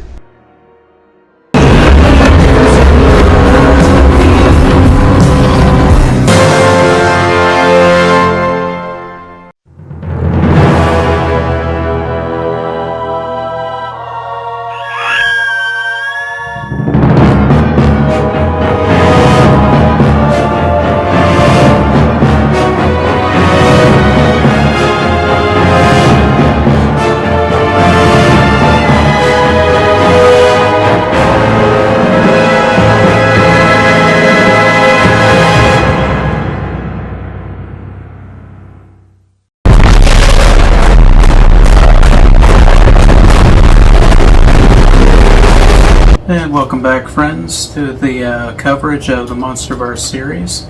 We are now moving on to the fourth film in the franchise. We previously covered Godzilla 2014, Kong Skull Island, and Godzilla King of the Monsters. And now we're covering Godzilla vs. Kong from 2021. Now, Griff, I just want to ask you, have you seen anything about this movie? No, I haven't seen it. All right. Good. Strap in, because this is where the Monsterverse gets insane. Okay, I'm gonna try to hold on to my butt.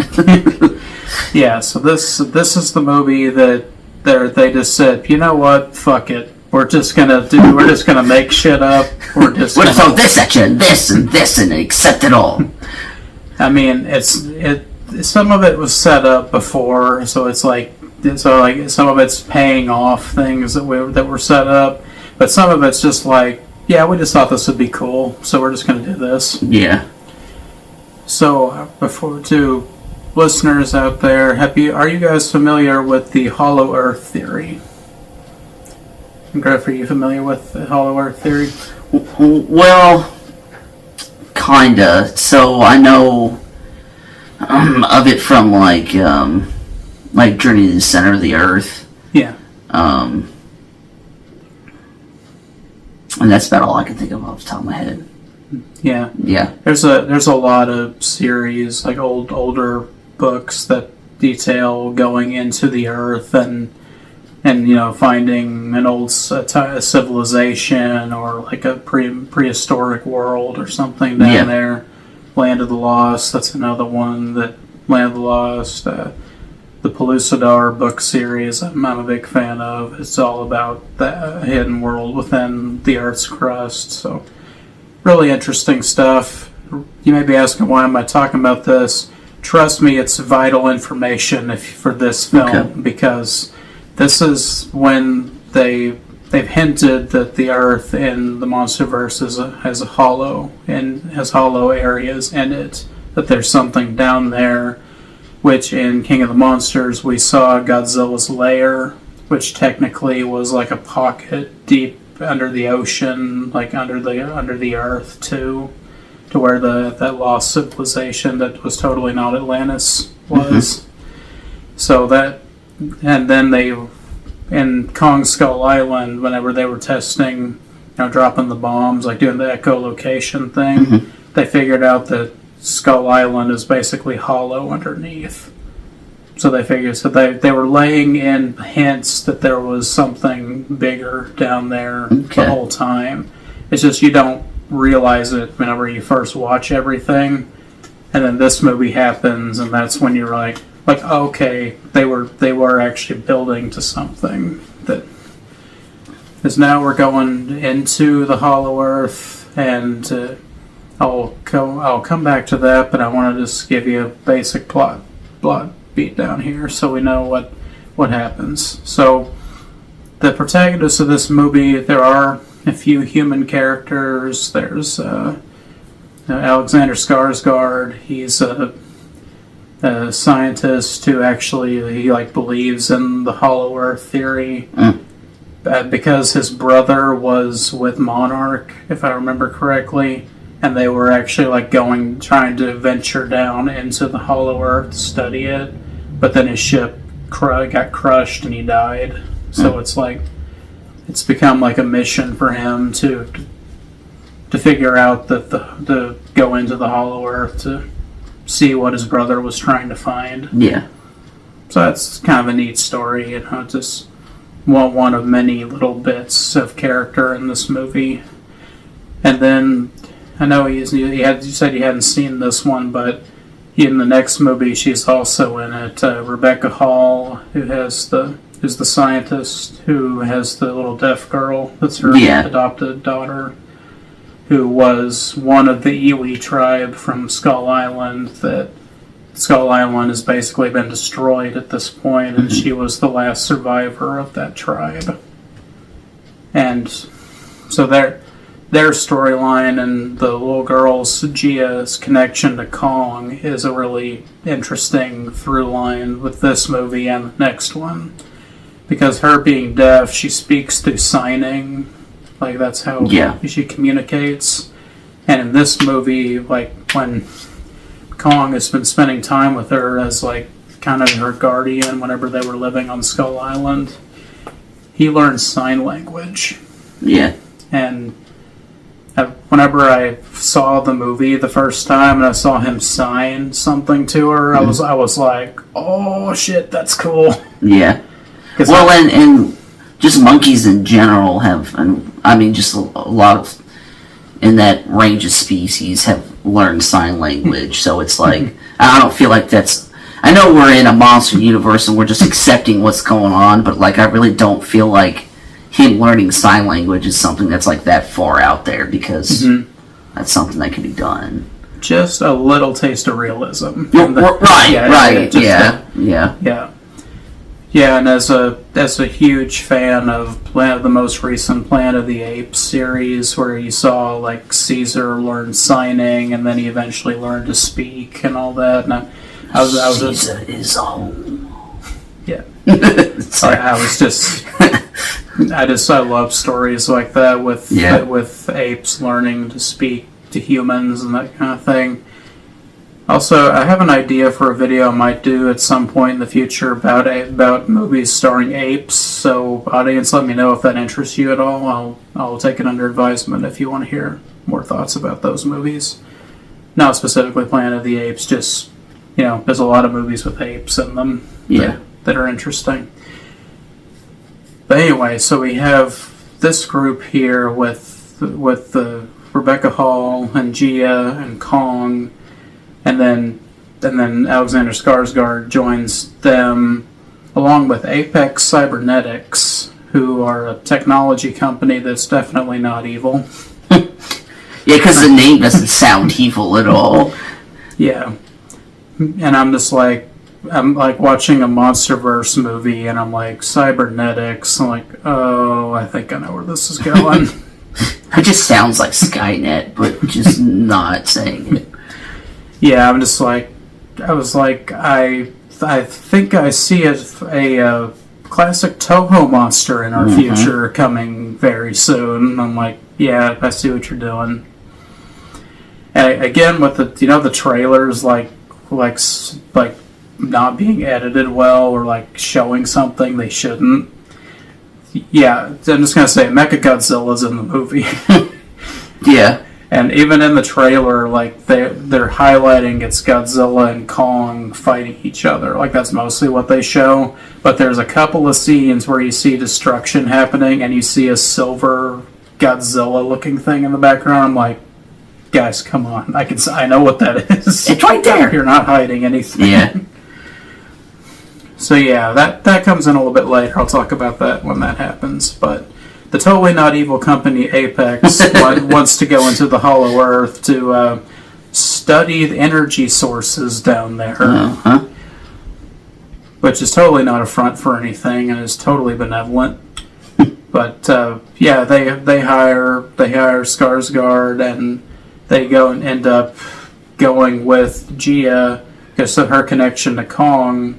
Because Kong's home has basically been destroyed, and they're just keeping him in like a controlled environment on Skull Island, trying to keep him there because they know he gets off the island, Godzilla's going to sense him, and he's another like apex titan or alpha titan. So They're like, they know that the fight's going to happen if those two meet, and they don't want that to happen. So they're like, okay, so this Hollow Earth idea, apparently they're going to use Kong because their theory is that all of the Titans are originally from Hollow Earth, and they're going to go with the idea of genetic memory, which is, it's the same thing like with salmon. You know how they always, when they breed, they go back to where they were born. Yeah, it's the same idea. Like because of his species originally coming from the Hollow Earth, they're using him as a guide to go down into the Hollow Earth and find what they're looking for.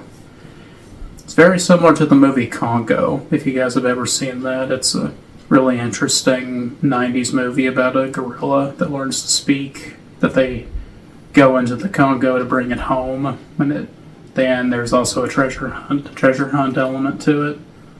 It's a good movie if you guys haven't seen it. But yeah, so they take Kong, have him go into Hollow Earth, and they don't really explain this, and I had a theory about why Skull Island was destroyed, but it turned out to be something else entirely. Because a storm that had been, around the island the whole time apparently had devoured the island. The storm had destroyed everything, killed all the iwi. So yeah, what I thought happened was because of Ghidorah changing the weather in King of the Monsters and flying all around the earth, disrupting weather patterns, that it was because of him that Skull Island got destroyed. Yeah. But that's not it. It's a totally different thing. It's in there's comic books explaining it if you want to research it, but I just wanted to share that because I thought that was an interesting idea, but then they ended up doing something different than that. So they're teaming up with Kong, and while that's going on, the daughter from the last movie, the parents that were the main character and the villain of the movie, their daughter is following what's happening with Godzilla, because Godzilla's acting strange. He's attacking human settlements. They don't know what's going on, and that's when she meets up with Bernie, played by Brian Tyree Henry, the conspiracy theorist podcaster. Yeah. A very, very fun character, and I really like. I would say this part of the movie, whenever it's with them trying to figure out what's going on with Godzilla, is probably the weaker element of the movie, but he does make it a little really funny, where just the interaction with him and these two kids that are trying to figure out what's going on. But the place that you see Godzilla attack is an Apex Cybernetics plant. And you're like, I wonder why Godzilla would target them. I wonder what Apex is actually doing at their technology plants and what they're building. Yeah. So you're like, yeah, definitely something shady going on there. But anyways, now we're going to the Hollow Earth, kids. So strap in. Going into the North Pole, if I remember correctly, like up the very top of the planet. Before we get there, Godzilla finds Kong because they're bringing him on a boat to get there, and I'm like, guys, come on, think this through. Godzilla lives in the ocean. Yeah. He's gonna sense Kong, and since he's already irritable because of something that the humans are doing, he sees another Alpha Titan. It's not gonna end well. Yeah. So they fight on the boat and in the water. It's pretty clear Godzilla wins that fight because it's in his element, and it's a total sneak attack when it happens. They barely get away from Godzilla, and I do like in this film that Godzilla, they're kind of playing up the menace of Godzilla again, because there's a scene after he devastates the ships that they were escorting Kong. He's just sitting there in the water staring them down, he's like, try this shit again, I dare you. Next time none of you are gonna be left. Yeah. So they get to the North Pole, and Kong and a team of scientists with Rebecca Hall and Alexander Skarsgård and Gia and then some people from Apex. This is where they introduced the hovercraft technology, which I'm like, okay, they're really, really in-depth cybernetic people. Like they're building hovercrafts, they're building like military weaponry and stuff. I'm like technology just went insane in this movie. Like that's when it went crazy. Now we got hovercrafts. Now we're following a giant ape going to the Hollow Earth. What else could be going on? It makes Godzilla 2014 look quite quaint by comparison, quite realistic. But they go into the Hollow Earth, and this is when my imagination just went crazy in this sequence, because when they go in through a portal and they slam down into Hollow Earth, it's like two worlds in one that are one's upside down, one's right side up, because of gravity, and the gravity is weird, where there's land masses and water on the ceiling and on the floor, where there's entire ecosystems throughout the Hollow Earth that exist. Some down there, some up here, and because of the gravity and being weird, there's never creatures falling from above down below and dying. I told you guys that this was the movie that gets insane. This whole sequence is crazy. So they follow Kong like they said they're gonna do, and meet a few dangerous creatures as expected. Not old titans, not nothing we'd seen before. Just creatures living in the Hollow Earth, living in their own ecosystem down there.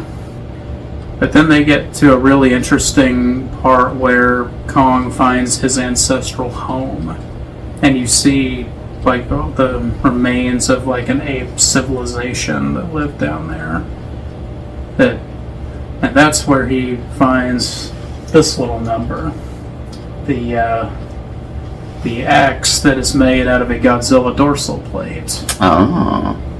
So it's hinting that, at the end of King of the Monsters, you saw the cave paintings where you saw a Kong fighting a Godzilla in the past. Yeah. It's highlighting that the apes and the Gojiras in the past there was a war between them back. This was Hollow Earth time, when they were all down there still. Yeah. But that's when he gets the axe, and he keeps that axe through this movie and then into the next movie too. But I'm just that's such a cool idea that there's this giant race of animals that were smart enough to figure out how to use their enemy's power against them. By using the dorsal plates, they can absorb the radiation from the Godzilla's attacks. Okay. And then that's a good idea. Yeah. And this is when you figure out, if you didn't figure out already, that Apex are the bad guys. Apex has their drones down there, and they see that radiation spring there, and that's when they start absorbing that power, and it starts feeding back into their facility, powering up Mechagodzilla. So, yeah, pretty predictable. They were doing something shady was going on there. Yeah. But this is probably the most insane thing that happens in the whole movie, that the next movie doesn't even address it, because I don't think they knew what to do exactly. So Godzilla senses the sucking the power out of the Hollow Earth and going up to Apex. So he figures out where that is on the surface, and he fires an atomic blast down into the Earth, all the way through the Earth's crust, down into the Hollow Earth to try to stop it. Made a crater from the surface of the Earth to the center of the Earth. Jeez. That's just there. That I guess that's a permanent thing. Right. It's just... I think it's in Hong Kong is where it is, if I remember right. There's just a giant crater in Hong Kong that goes all the way down to the center of the planet. Sure, that won't cause any problems for us or anything. But that's when the fight starts. The second round fight starts because Kong took that as an aggression against him. And when Godzilla blasted down, it destroyed Kong's ancestral home there. Like, it destroyed the temple and everything that they had built. So then he gets in that tunnel that Godzilla made, and he climbs his way up to Hong Kong in minutes, mind you, somehow. Yeah. Gets up there, has the axe, and he's like, "You destroyed my home, I'm gonna wreck your shit now." And then they fight in Hong Kong, and this is like the main event of the movie that you've been waiting for, because now it's on more even playing field. Kong and Godzilla are on land fighting, and Kong has a weapon that can absorb the atomic breath. So you're like, okay, you built up Kong enough that if he somehow swings out a victory against Godzilla, it's not the craziest outcome that could happen. So you're like, and it's a good fight. Like, it's very Pacific Rim-esque because the city, if I remember right, in Pacific Rim, Hong Kong is their base of operations, and that's where the big fight happens with the two kaiju. Yeah, it's with all the neon lights and everything. The city is the backdrop of the fight, and Kong does pretty good in this fight. Like, he uses the axe effectively. He's a lot faster than Godzilla. Like, he can jump and climb and run on things that Godzilla can. It's like an ape in the jungle, like just swinging, instead of from tree to tree, like skyscraper to skyscraper. Yeah. Then getting a few good hits on Godzilla. But cool moment and the trailer spoiled it, of course, but Godzilla powers up his breath and he fires a straight shot at Kong, and Kong's like running and jumps at Godzilla, swinging the axe, and the axe absorbs the radiation, and then it comes flying in through the beam and hits Godzilla in the head with the axe, and it just causes this massive explosion, knocks them both back. So I'm like, I kind of get why you showed that in the trailer, because that's like the big moment of the fight. Yeah. But at the same time, I'm like, man, imagine if they didn't show that. Right. How cool that would have been. Yeah. So then they both fall down, and it looks like they're both basically unconscious, and they're like, okay, did Kong win the fight? And then Godzilla gets up like 2 minutes later and just goes feral on Kong, and he actually starts crawling on all fours and like coming at him like a crocodile. Yes. Just scratches him, bites him, hurts him bad, and Kong's down on the ground. Godzilla's got his foot on him, like he's like, "Do you give?" And then Godzilla's trying to assert dominance. He roars in Kong's face, and then Kong just roars right back in his face, and then Kong passes out. So it's like yeah, Godzilla won definitively against Kong, but it was cool that Kong like didn't yield to him. Like he only yielded because he passed out. Yeah. So then Godzilla's like, well, I dealt with Kong. Now I gotta deal with whatever the heck Apex is doing. And then at that exact moment, right after that fight, and when Godzilla's kind of beaten up and kind of tired, Mechagodzilla shows up. Of course. Yeah. And I do like Mechagodzilla in this. They did something really interesting with him. They actually tied him in his origin into Ghidorah. Because Ghidorah, he had the 3 different heads, and they could speak to each other telepathically. Like, that's how they were able to function as an animal. Yeah. So what Apex did is they took the 2 skulls of Ghidorah, and they made one of them like a control console that the humans could control from their headquarters, and then the Ghidorah skull was inside Mechagodzilla, so they could pilot it remotely, basically, and it's like, yeah, that seems to be working and everything until Ghidorah takes over Mechagodzilla. It's like, taking the villain's brain and putting it into a killer death machine was such a great idea. Yeah, because nothing bad would happen there. Yeah. So it's kind of Mechagodzilla and kind of Mecha King Ghidorah too. So it's kind of neat how they tied everything together like that into one character. And then the big fight at the end is like Mechagodzilla is just wrecking Godzilla in a fight because Godzilla's tired and Mechagodzilla was specifically designed to kill him. Yeah. So plan was basically kill Godzilla first and then basically assert humans as dominant over the Titans because of that. Because Mechagodzilla would be the Alpha Titan, basically. Okay. So Godzilla's not doing great. Kong's not doing great. He's basically dead, actually, because his heart stopped from all that beatdown that he got from Godzilla. Humans revive him through sci-fi nonsense that I'm not gonna pretend makes any sense. But so he wakes up, picks up the axe, and then Gia basically tells him like that thing, Mechagodzilla, that's the real enemy. Take that thing out. Help Godzilla in this.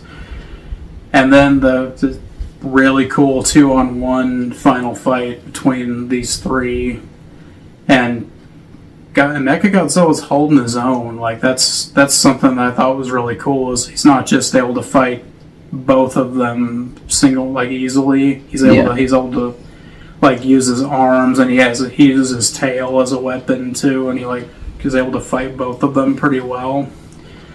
But then they do the ultimate tag team move to do, because Kong's using the axe and he's trying to cut Mechagodzilla with it, but it can't penetrate the armor. Mm-hmm.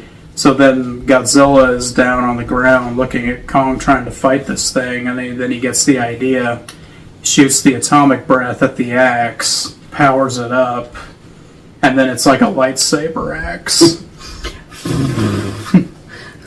And then Kong goes to town on Mechagodzilla and just hacks him to pieces with an axe. Nice. And I love how Kong does, he does Mortal Kombat fatalities in these movies. Because he gets he cuts off Mechagodzilla's arms and gets him down and then just decapitates him with the axe and then rips his head off.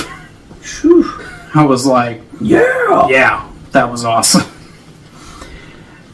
And then after the battle was over, Mechagodzilla's dead, and then Godzilla and Kong just kind of stare at each other, and they're kind of give each other a nod. Yeah. Go your way, I go my way. Yeah, there's I do like that they humanized the kaiju enough, or the Titans enough, that you can kind of understand what they're feeling without dialogue. They can just through their physical performance, you can kind of understand that. Godzilla just goes off to the ocean to go take a nap and recharge, but you can tell there's still a little bit of tension between them, because after they kill Mechagodzilla, Kong's still holding the axe, and then Godzilla looks at Kong and it's like, is he gonna try to attack me again with the axe? And then Kong drops the axe, and that's the sign, no, I don't want to fight you. Bury the hatchet. Quite literally. Yeah. So then thus ends that storyline, and we kind of thought that the Monsterverse was going to end with that, because that's what everything was building to, was that fight. Yeah. And then it made a shit zillion dollars, so let's make another one. And this came out during the pandemic, so the fact that it made $500 million. Was that when the COVID monster was around? Yeah. Yes, the Titans beat the COVID monster. Yeah, that told them like, okay, people actually like this. They want some more. But that's what I like about this series is that like King of the Monsters, even though like the fans really liked it, it didn't do great financially. So they're like, do we keep doing this? And they're like, okay, we'll do Godzilla versus Kong because that's what we've set up. We'll deliver on that, and then if they don't want any more, we'll just end it. But then everyone's like, yeah, this is awesome. Let's keep going. They're like, okay. Where do we go now? Oh, and at the end, the way they like do the whole like 2 alpha thing, how they settle that is that Godzilla is the alpha of the surface world. Kong goes down to Hollow Earth, and he has a new home now. And I was just so happy for Kong because I'm like, they've given him 2 movies with a happy ending so far. Yeah. I was like, finally my boy gets some happiness in life. Yeah. All right, so that's Godzilla vs. Kong, and I really like this one. It's not my personal favorite. There's certain things in it I really like, and I like overall what it did for the universe, like Hollow Earth stuff and all the craziness. They kind of got that out of their system. Like, okay, all the crazy shit's happened. We've accepted it. Now we can do whatever we want, basically. Yeah. So had some fun with that one. Now we're going to move on to the big one. This year's Godzilla x Kong, The New Empire. So check that one out. We'll have that one out next, and hope you enjoy. We'll see you then. Bye.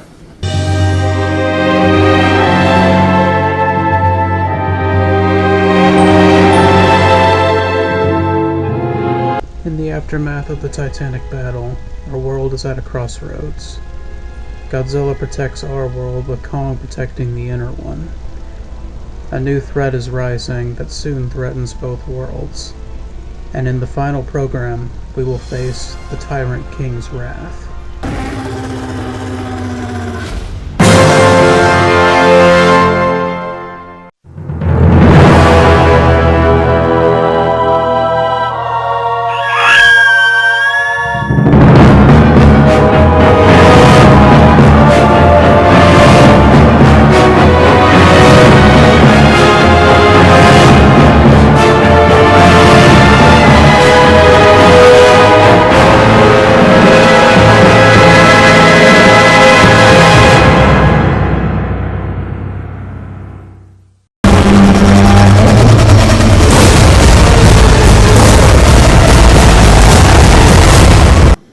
Good evening, ladies and gents, and welcome. We are here. We are at the big grand finale of our review series of the Monsterverse.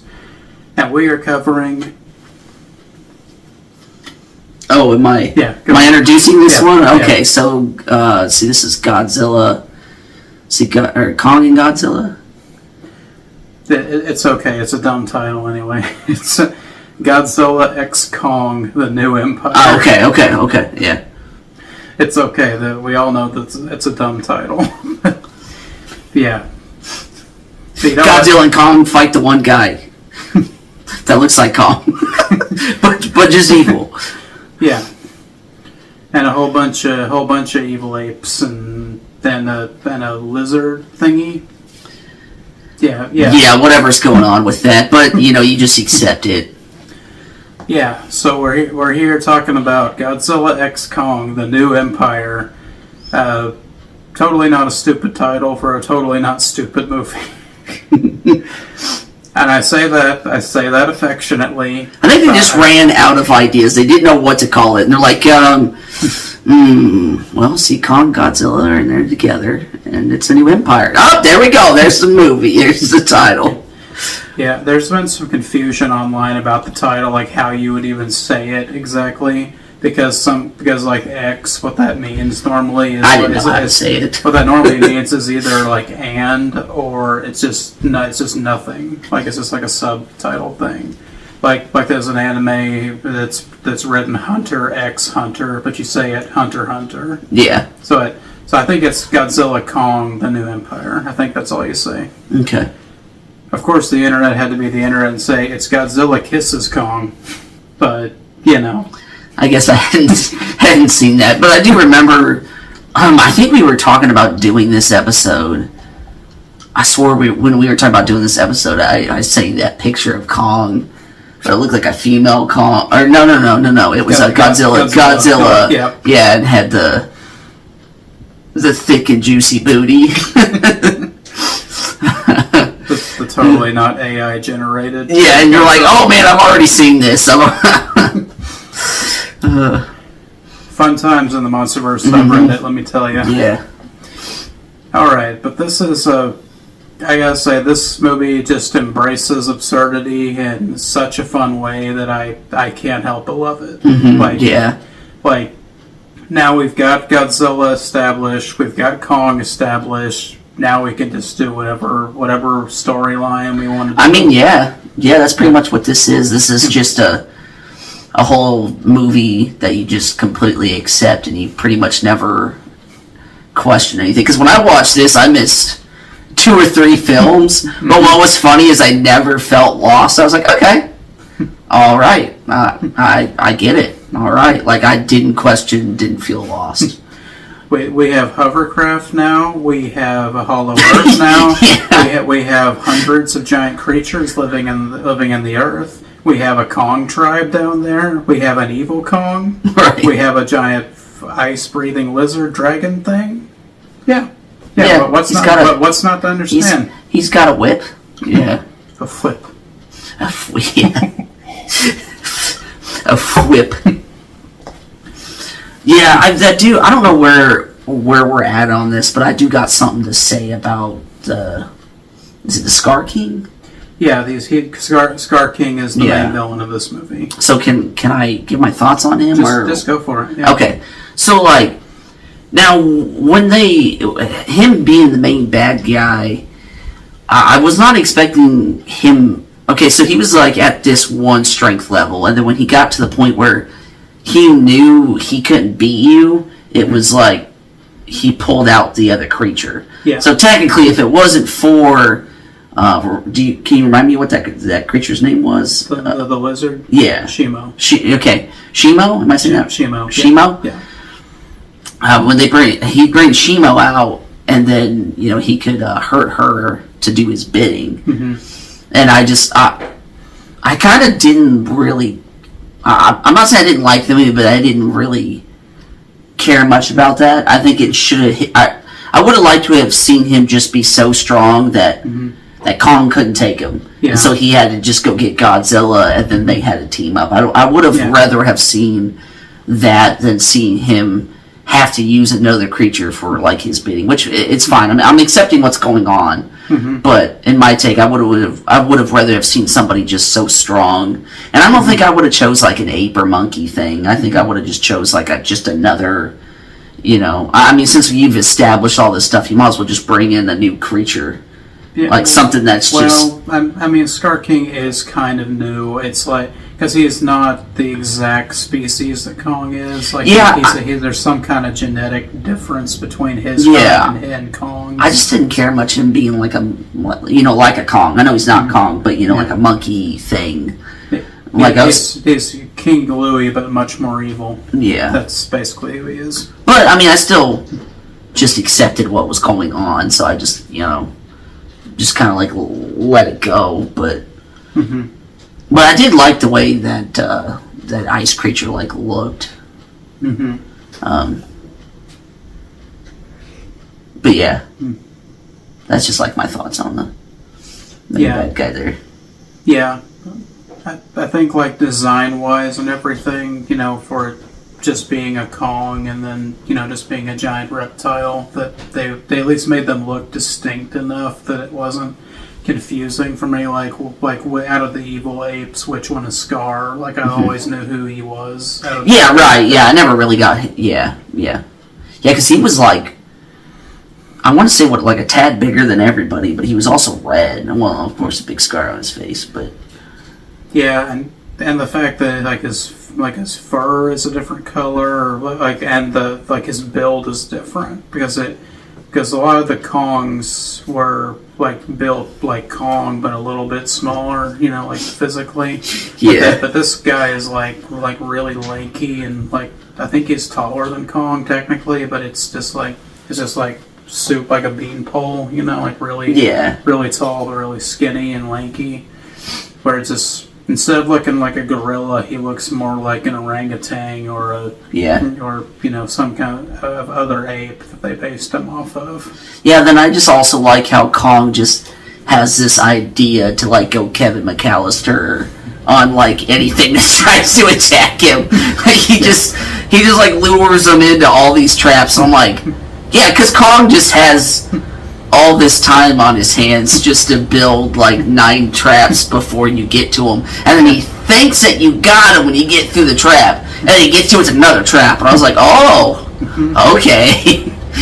Another thing I'm just accepting in this world. Kong is a very smart ape. Very, very smart. Yeah, apparently, yeah. Yeah. Yeah. Yeah, I love that thing where that opening scene with Kong, it looks like he's getting chased by these wolf pig looking things. Yeah. Really bizarre, creepy looking things. I just really like the design of them, and I love that they're those one they did. He allows the rock slide to happen. It kills a bunch of them. And he's got the punji sticks. It kills a few of them, and then because he knew how to make a punji pit. Yeah, yeah. I really like that. Even after all that, there's still a few of those dog things alive, and they're still wanting to attack him after he's done all of this, and he's killed their entire pack without even really doing anything. And then the one just runs at him, he just grabs it and just rips it apart. Yeah. And then I think doesn't he eat it? Yeah. Or he eats one? Yeah. Yeah. Okay, so are we just shooting off all of our ideas and things we like about this movie? Yeah, well, okay, I didn't know. I'll try to cover everything. Okay. I really wanted to hear your take on it because this is what this was all building to anyway. Well, and I also just like Paulie. That's the Crates podcaster, right? Or is it Paul? The podcaster? Yeah, Bernie. Bernie. Okay, yeah. Sorry, Bernie. But yeah, I just enjoyed him in this, and I love just how the science lady shows up to go talk to him to help figure out what's going on, and he's doing his podcast, and he's talking about the gargantuan insurance and about how they support their sponsors of his podcast, and it's like Godzilla might not care about your property, but gargantuan insurance does. Yeah, and that's they finally answered the question we've been asking. We've asked in the last 2 commentaries. We asked it when we did Godzilla with you, and I did with Pacific Rim with Haley. It's like, how does insurance work in this world where right. giant monsters are destroying things constantly?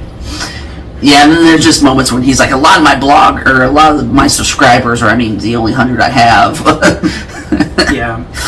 Oh, did you know that the Gargantua insurance, that's actually a movie reference?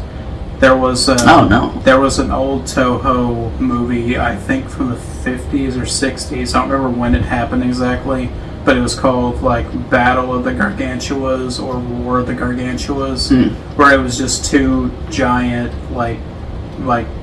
Bigfoot-looking creatures just wrecking cities and trying to kill each other. No, I guess so. I appreciated that because I was that's a really deep cut kaiju movie reference that not a lot of people would get that. And I did like the lead science lady. I don't know why I can't think of her name. I'm sorry, I'm drawing a blank. It's okay. I was just calling her Rebecca Hall on the last one, but Eileen, I think's her name. Okay, yeah, she reminds me of another actress. She kind of reminds me of Molly Ringwald. She was Rat Pack. Girl. I think most people know who Molly Ringwald is, and maybe not everybody, but the Rat Pack big thing back in the 80s, I think. 80s, yeah. But yeah, she looks like she's like related to her. But anyway, like I kind of like enjoyed her presence on screen. Like I had no idea who she was. I was like, okay, she's a scientist. I probably should have watched the last movie. I would have known more who she was. And I did really like the deaf girl too. Yeah, Gia. Yeah.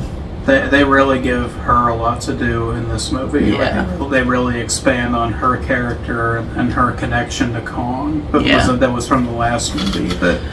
Well, I also liked that how she like accepted her as her daughter, and then you've got two parts like where she's explained to her, where you go, I go, and then and of course we're jumping way ahead, but since we're just throwing ideas left and right, the part at the end where she's like, I understand if you want to stay, and then she has that moment like with her mom. Saying that, you're my people, I go where you go. And me just being a father of a daughter, that part right there got me, and I was like, oh my gosh. I was wondering how you would feel about that. Yeah, that part got me for sure. Yeah. Anything that involves like that mom and dad type of thing, it gets me all the time. But what was funny is like, I didn't know that movie was going to do that to me. And I was like, oh, you got me. Because I really wanted to hate this movie, to be honest. I was like, I don't want to watch this, but like I owe it to ZPH. I was like, I'm going to do it. And so I was watching it, because the first like 10 or 15 minutes, I was like, oh, okay, this is kind of boring, but I'm trying to get into it. And then it gets to the Craig's Podcaster, and I was just like, okay, this is kind of... And then after that, I just enjoyed the movie. It was just like right after I got past that, it was just... I completely accepted what was going on, and I just started enjoying it instead of trying to hate it. But there also wasn't, like, I didn't feel like there was anything that was trying to be snuck in there to try to tell me something. Like, it was just a monster movie. I feel like that you could just like enjoy and just accept what's going on, and you're not really thinking about what you're watching. You're just like, yeah, okay, just simple, like big entertainment, like how they used to make, they definitely like an old-fashioned monster movie. Yeah, they definitely don't make movies like they used to, and it's real sad. But we might as well talk about your favorite character, Trapper, because I love that guy, and that's who you dressed as, right? Yeah, if the audience hadn't figured out who I was cosplaying as this whole time, it's Mr. Trapper, played by Dan Stevens, and I pretty much, the first scene he showed up in, I was like, I love this guy. Yeah. Because he is a dentist / like animal biologist that studies the Titans. It's just because there's a field. There's just a feel for that, but that is also one of those things that you're just like, I accept it. Yeah. It makes me wonder, like, if he actually goes around with the other kaiju the other Titans and just helps them, like gives them dental checkups and just, it's like Dr. Doolittle, but just Trapper. Well, Ace Ventura. That's because the one guy. Oh, okay, one guy literally calls him Ace Ventura. He calls him that. And he like looks at him like he's offended. He's like, what? Yeah, and I didn't see the point of the weird special op guy being in there. Like it was like him to die. Like I didn't. That was the entire point. Like that was the whole point. I was like, what's the point of this guy? I was like, because already on screen, I was like, well, for one thing, I already don't like him. Yeah. Yeah, and then he died, and I was like, oh well. I think his name's like Mikhail or something. Like, but what's funny is how I recognized who he was as an actor. I put one thing together, but then I watched another person talking about this movie, and they made another connection for him as an actor. Mm-hmm. He was, I don't know if you watched the Uncharted movie with Tom Holland.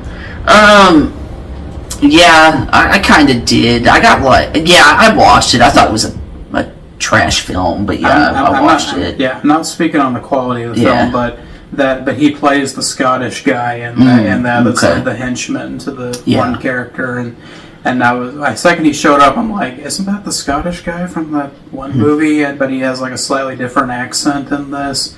But something crazy is a poll that the other YouTuber made is he was the guy who played Commissioner Savage in the Batman. He just had a beard and glasses in it. Yeah, I think he was also in the Wrath of Man. He might have been. I think he was the guy that was trying to squeeze Jason Statham in the first of it when he was talking about wanting to buy him a drink. I think that could have been just another reason why I didn't like him. I'm like, I remember him from something. I can't remember. Yeah. What else has Trapper been in? Because I don't recall seeing him in any other movies, but for how good he was, I know he was in other movies. So I guess I have to look. He's been in a handful of things. Okay. One thing, the director of this movie and the last movie, Adam Wingard, he actually was in one of Adam's movies back a few years ago, The Guest. He was one of the... He was like the titular character in it. That was kind of he's kind of plays a sketchy character in that, but... Yeah. Well, he kind of plays a sketchy character in a lot of things, but...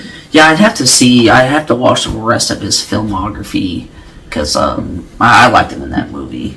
So I'd have to... He was also in the show Legion. That's based on X-Men comics technically, but it was like on Hulu and stuff. I think where he's the character of Legion is like Professor Xavier's son, and that's who he plays. Yeah. And then also I like the little monkey, like the little that a little Kong? I don't know. Yeah, that is. It's funny that they don't actually say his name in the movie, but he has like toys and stuff of him. Yeah. They call him Suko. Yeah, wasn't he in like two other movies back in the day? There was a Son of Kong. There was a direct sequel to King Kong, the original. So he is a reference to that because he has like a different color fur than Kong did, just like Son of Kong did, and like that's kind of where the similarities end. Is just like visually aesthetic is kind of like that. Because Son of Kong, you never actually saw Kong and Son of Kong interact. Because Kong was dead by the time Son of Kong happens. Yeah, and then I also just loved like Mothra just being on screen because I like out of all the creatures in that universe, I just like Mothra, and I really don't know why. She's so pretty. Yeah, it's just like the idea, because I always see Mothra as is she based off of a certain moth? Because I always think of a Luna moth when I see Mothra. But I don't think she's specifically based off of one. Not anything specific, no. Yeah. Like a bunch of different like butterflies and moths that are kind of amalgamated into one creature, kind of. And with the Monsterverse, they made her even like more different looking because she has the wings that are like a butterfly or a moth, but then her body, like the way the legs, and she has the stinger tail and stuff. She's kind of like a wasp and a hornet mixed with a I can see that. Which I think is cool because because the way her arms are. It's just like if we're accepting that these titans are like like an actual species separate from the rest of the animal kingdom, they wouldn't look like just a giant moth. They would look like a bunch of different things. And plus a lot of these monsters are out of whatever imagination we want it to look like. So it doesn't have to look like a moth, but you get the idea that she looks like a moth. Do you want to know some interesting behind-the-scenes stuff with Mothra in this movie? So originally, Mothra was not in this movie. There was originally, because I know we're jumping ahead, but they find the Iwi tribe of the Hollow Earth, and that Mothra is like their protector that technically exists, but isn't reborn until Gia shows up. But that was actually it was going to be an original creature that they created. There's some, in the edit, I'll put the concept art of the creature that they were going to use. It's called Phosphora, where it was a winged creature like that, but it was kind of like a reptilian thing with like insect wings, and it stood upright on two legs. It looked almost like a pixie or an angel or something, but like huge. Okay. Which I think would have been cool if they just made an original creature. That would have been fine. But You got me by the balls when you got Mothra. Yeah, Here, yeah. I'm like, I can't be mad at replacing it for Mothra. Well, one thing I would really like to see, which I doubt, because I'm really only impressed when it comes to anything that really does practical effect, and I would really like to see that back in these monster movies. Like, I'm talking really going back to like a guy in a suit and trying to make it look as real as possible. And I know that's probably the people in the monster universe probably don't want that, because that's just me. Yeah. That's just me thinking. But like, I could totally get into the monster universe a lot more with more practical effect. Like, I mean, these movies, they're like the way everything looks like it. You know, it's okay. Like, I understand you can't. Like, this would be tough to tread a practical effect. Yeah. But like, if we could ever go back to that, because that's why I like the original movies so much more, is because I like the way that looked and the way it was. Yeah, Because but like what they've done so far with the Monsterverse, where they have like the main titans are like motion capture, where you have Godzilla and Kong and Ghidorah, and like I don't think Rodan or Mothra were motion capture because they're like so weird. Like, right? Yeah. I don't know how you would do that, like as a human in Yeah. in a suit doing that. But like with Mothra back in the day, because she's such an odd creature design, like it wasn't a person in a suit, it was puppetry. That's how they made her fly and everything, which I thought was cool.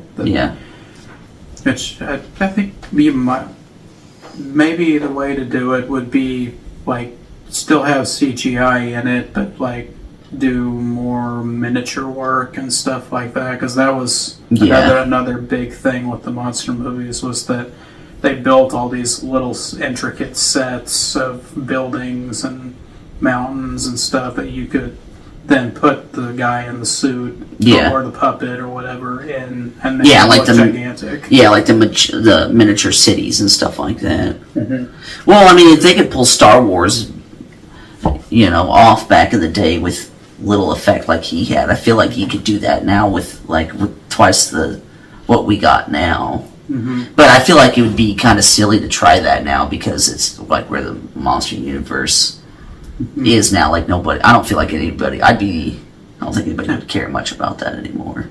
Yeah, it might take people out of it a little bit, just because of what they've established. It might be a little strange. Yeah. I think that's like all my I think that's all my random thoughts. If you want to go through your writings there.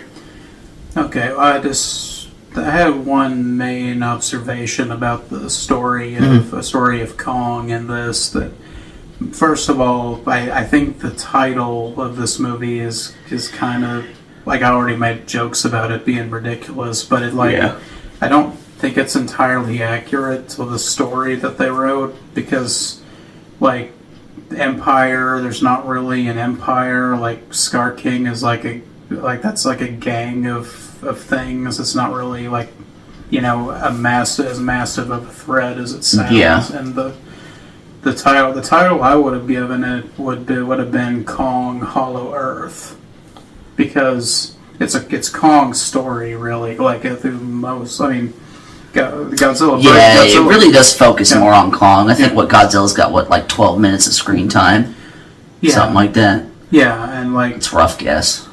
Yeah, like I really like, and I'm not discounting Godzilla's appearance in the film, but I'm just imagining if they build this movie as Kong Hollow Earth, where it's Kong going exploring and then finding his people, and then fighting against a tyrant and his, like, because it's really like his story, like fighting, dethroning the tyrant and freeing his people and all that.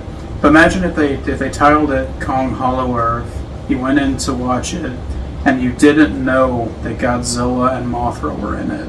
Yeah. Can you imagine like how insane that would have been, that they showed up and like that did the like Avengers thing at the end with all three of them? Yeah. Like helping out. That's just something, not going too much of a tangent, but like the MCU, like when there's a Captain America movie other characters show up from the other previous things. Yeah. And you don't have to like say that they're in the movie in the title or anything. They're just there. Like they're just a part of the universe that's organically woven in there that you can just accept it because you know those characters and that you know they exist in the world. So you're not surprised exactly in the way that you're like, I know these things exist, but I didn't know they were in the movie, so it's like a welcome surprise. Like, oh, okay, I didn't know this character I know was back in this as and not a big role, not a main role, but like they're there. They do something important, and then they go on their merry way. Yeah. That was one of my main things. Is just like I felt like they kind of sold this movie weird, like the other movies I've mentioned. The marketing and the trailers are just kind of weird in this series, where it's like, well, we got to show Godzilla and Kong both in the billing because we know they're established, and I think it was a money thing, honestly, because Godzilla versus Kong was the biggest opening, like the biggest moneymaker of the franchise. Yeah. Until this one came along and actually became, I think, the biggest one technically. But I think that was a board meeting. That was a focus group thing, or just some minutia thing that kind of got in the way of things, I think. Yeah. But the observation I made about Kong's story specifically is just how similar it is. Have you ever played the most recent God of War games? No, I lost all time to game. That's fair, but like just the fact that I think Adam Wingard did it intentionally because he wears his influences on his sleeves. Like he doesn't deny like what inspired him and stuff. Like you made Kong older, a bit grayer, gave him a beard, gave him an axe, gave him a boy. Yeah. little boy sidekick. Yeah. And then going on this grand adventure of fighting all these monsters and bonding with his now surrogate son. Yeah. And the funny thing is, like, when I look back through some like gameplay of 2018 God of War, the villain in it, Baldur, he's like the main villain of it, and he's like this lanky, like proud jackass character. I'm like, it's Scar King, like even the way he like stands and like grandstands and like Kratos and everything, and then Kratos would just knock him around in a fight, and then Baldur would just keep getting back up. I was like, that's Scar King. That's right there. Yeah. So I just thought that was really fun.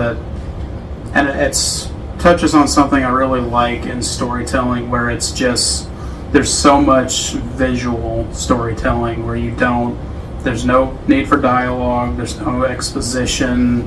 You're on the journey with characters that aren't speaking to each other. They're just communicating physically, and you get it. Like you understand what they're thinking, and it reminded me a lot of Primal. That's another series it reminded me of, because it just two characters going on a journey through a dangerous land together and fighting all kinds of deadly creatures and that kind of thing. Yeah. So I just really there's like a 15-minute segment in this movie that's just Zuko leading Kong across the Hollow Earth to his home, and that's where they fight the giant eel snake thing in the lake and kill it, and then they share it as a meal, which is kind of funny. Yeah. And then just the fact that Kong showed Zuko compassion for it was like the first time in his life that someone was actually had his back in a fight, and like changed Zuko for the better. I really like that, and Zuko helps out in the climax because of he stands up against Scar King and his goons, and he brings the axe back to Kong. Yeah, and then he also like cuts the trap too. Yeah, And the part with when they're the fighting in the Hollow Earth, and he's grabbing rocks and throwing them, hitting the bad apes in the face with them. That was very funny. Just like he is a little shithead. He's not like innocent, because that was the funny thing. The whole theater I was in watching this just busted up laughing when Zuko attacked Kong, and then the other apes show up to jump him, and Kong picks up Zuko and uses him like nunchucks. I wasn't expecting that. Yeah, and just everything about Zuko's character, just the way it's done, and it's so simple and so well done that I appreciated that whole segment of the movie, just where you don't need any human characters, you can just let the monsters tell the story. Which I think is really interesting. And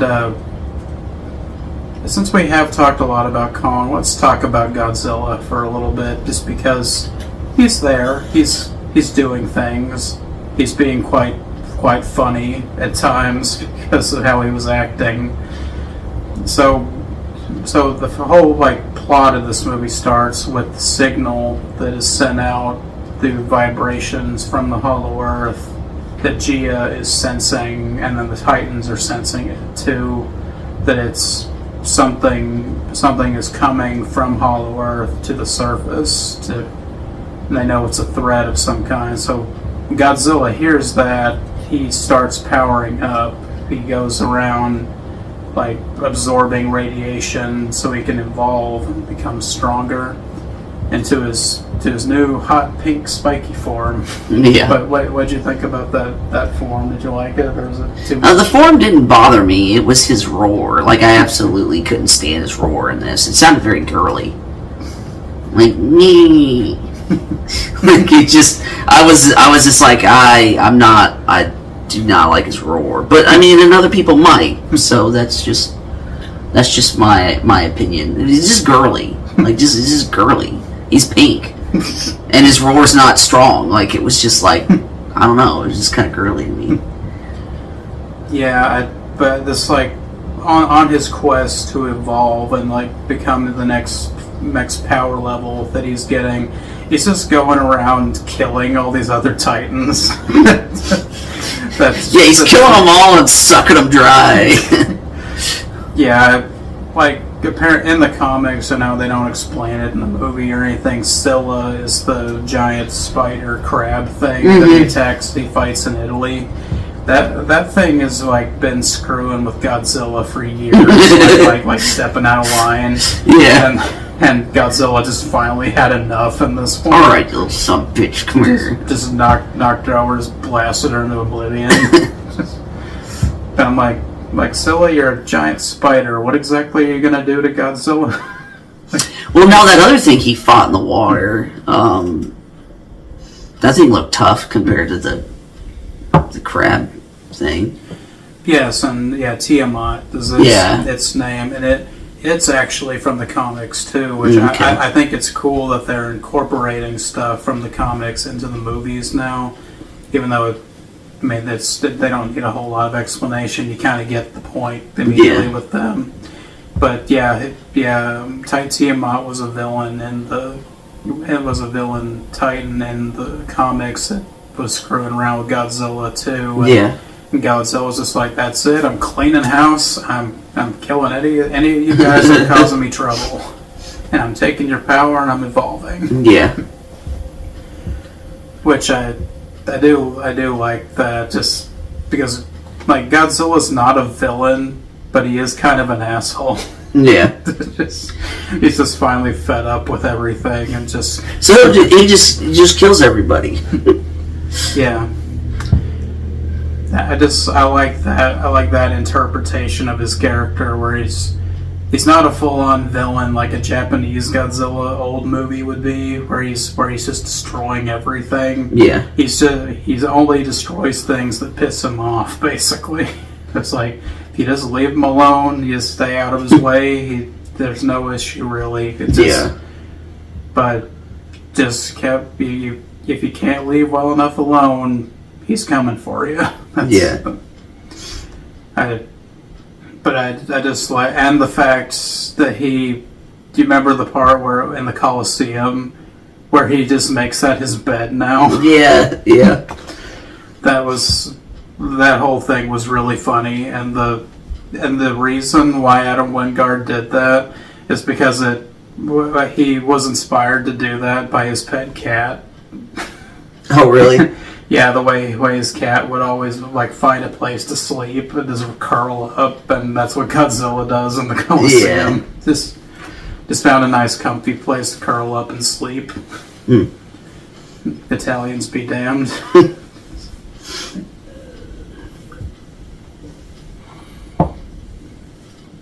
But yeah, as silly as this movie gets, and it gets plenty silly, it never like takes me out of it somehow because of the tone that it's established from the last movie and this one. It's just like, this is the world that they live in. We're just trying to understand it all with you, like, because they're always discovering something new in the movie. The last movie, it was Hollow Earth. This time there's an unexplored sector of Hollow Earth that hadn't been mapped yet, and that's where Scar King and all of them were. Yeah. When they didn't really explain it, but I'm really glad that they did found the Kong tribe that was missing, like, because when Kong went into Hollow Earth in the last one, Gia was basically telling him your family might be down there, and she didn't know for sure. Like, she was just trying to help him, like, motivate him to go with them. And I just like that looking back on that's actually foreshadowing for this one, that he did actually find his family, and that now has a community with them again. Yeah, and his great return was pretty awesome, where he's like riding that creature, and then he's got the little man on his shoulder, and he's like, yeah. And then immediately cut to credits, like no epilogue, just he's there. Shimo and him are friends, and Suko's his son now. Yeah.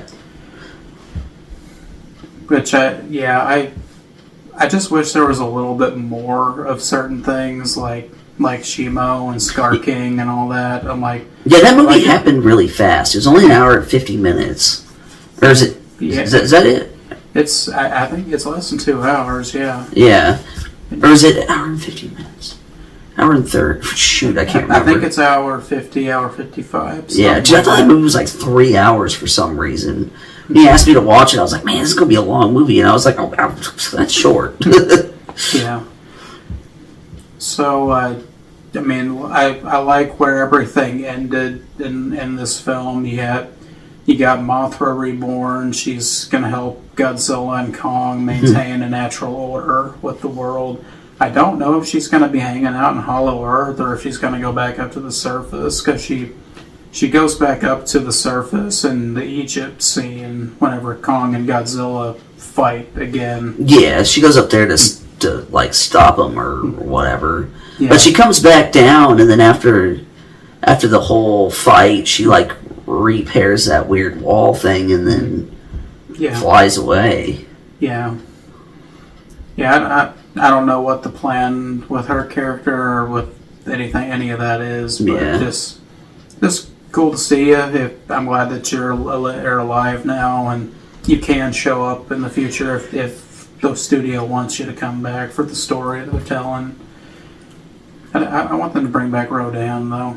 I miss him because like his personality was so funny in King of the Monsters. I want to see how he interacts with Kong and all these other creatures that exist now. I just think it'd be funny seeing him like try to act superior to Kong, and this Kong is knocking the shit out of him. Yeah, that'd be funny. Because they very clearly made him the character that wants to be the big bad, and he's not.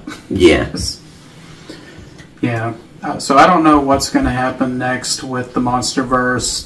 There was a news announcement just recently, like Adam Wingard was going to make another movie. I think he was going to do like a trilogy of films, but there's a scheduling conflict. He's doing some other movie he's wanted to do it first, and I guess Warner Brothers is going to find another director, which I kind of don't like, because I really like Adam's work with these movies. But at the same time, what I think is fun about the Monsterverse is when you look at all of the movies, you got Gareth Edwards with Godzilla, you got Jordan Vogt Roberts with Kong Skull Island, you got Michael Dougherty with Godzilla King of the Monsters, and then Adam Wingard was the only one that returned to tell another story. Yeah. So, like, as sad as it is that Adam's not going to do that third film that he was going to do, I think it's cool. It, gives somebody else a chance. I think would be cool to just see somebody else play in the sandbox, and all the experimentation, and they just let directors do what they wanted to do is within reason, as long as they told the kind of story they wanted to tell. They just left them alone, basically. So I think that the Monsterverse is in good hands. I think it'll do all right, whatever they plan on doing next. The next thing is supposed to be like Godzilla centric, so I don't know if it's going to be like another Godzilla solo movie, or if it's going to just be another Godzilla, Kong, Mothra, all-out monsters attack or something. I don't know what it's going to be, but like Kong's arc, like story arc, is kind of done in this universe, I think, because like Kong Skull Island, Godzilla vs. Kong, and this movie, he's kind of complete as a character, I think. Yeah. For now he's literally King Kong. He's king of the apes and ruler of Hollow Earth. So I don't think they could give him a happier ending, honestly. Right. But so in that way, it's kind of weird, and I never thought I'd say this. Monsterverse Kong might be my favorite version. Just because they let him live and grow as a character over multiple movies. So I don't know what the future has for us there, but I'm excited for it. I'll be there opening weekend, I guarantee you. Yeah. Because they haven't disappointed me yet, so I'm still good. So, Griff, do you have anything else you want to say about the movie? No, I think I pretty much said everything I wanted to say. Okay. Out of the movies you've seen from this universe, because you've seen like 3 roughly, like all the way through. I mean, all the way through 2. 2. Okay. And that's 2014, that'd be 2014's Godzilla, and then just this one. That's it. Okay. Yeah. Okay. Do you have a preference out of those 2? Like, is there one movie you think is better? No. No, I don't, because I just, I don't know, I just don't really care much for the universe, like I enjoyed watching it, but I won't, like, watch it again, like, that was just, like, a one watch for me. I got you. That's not, I was just curious, because we never really talked about this before, so. No, I never really, no. What about you?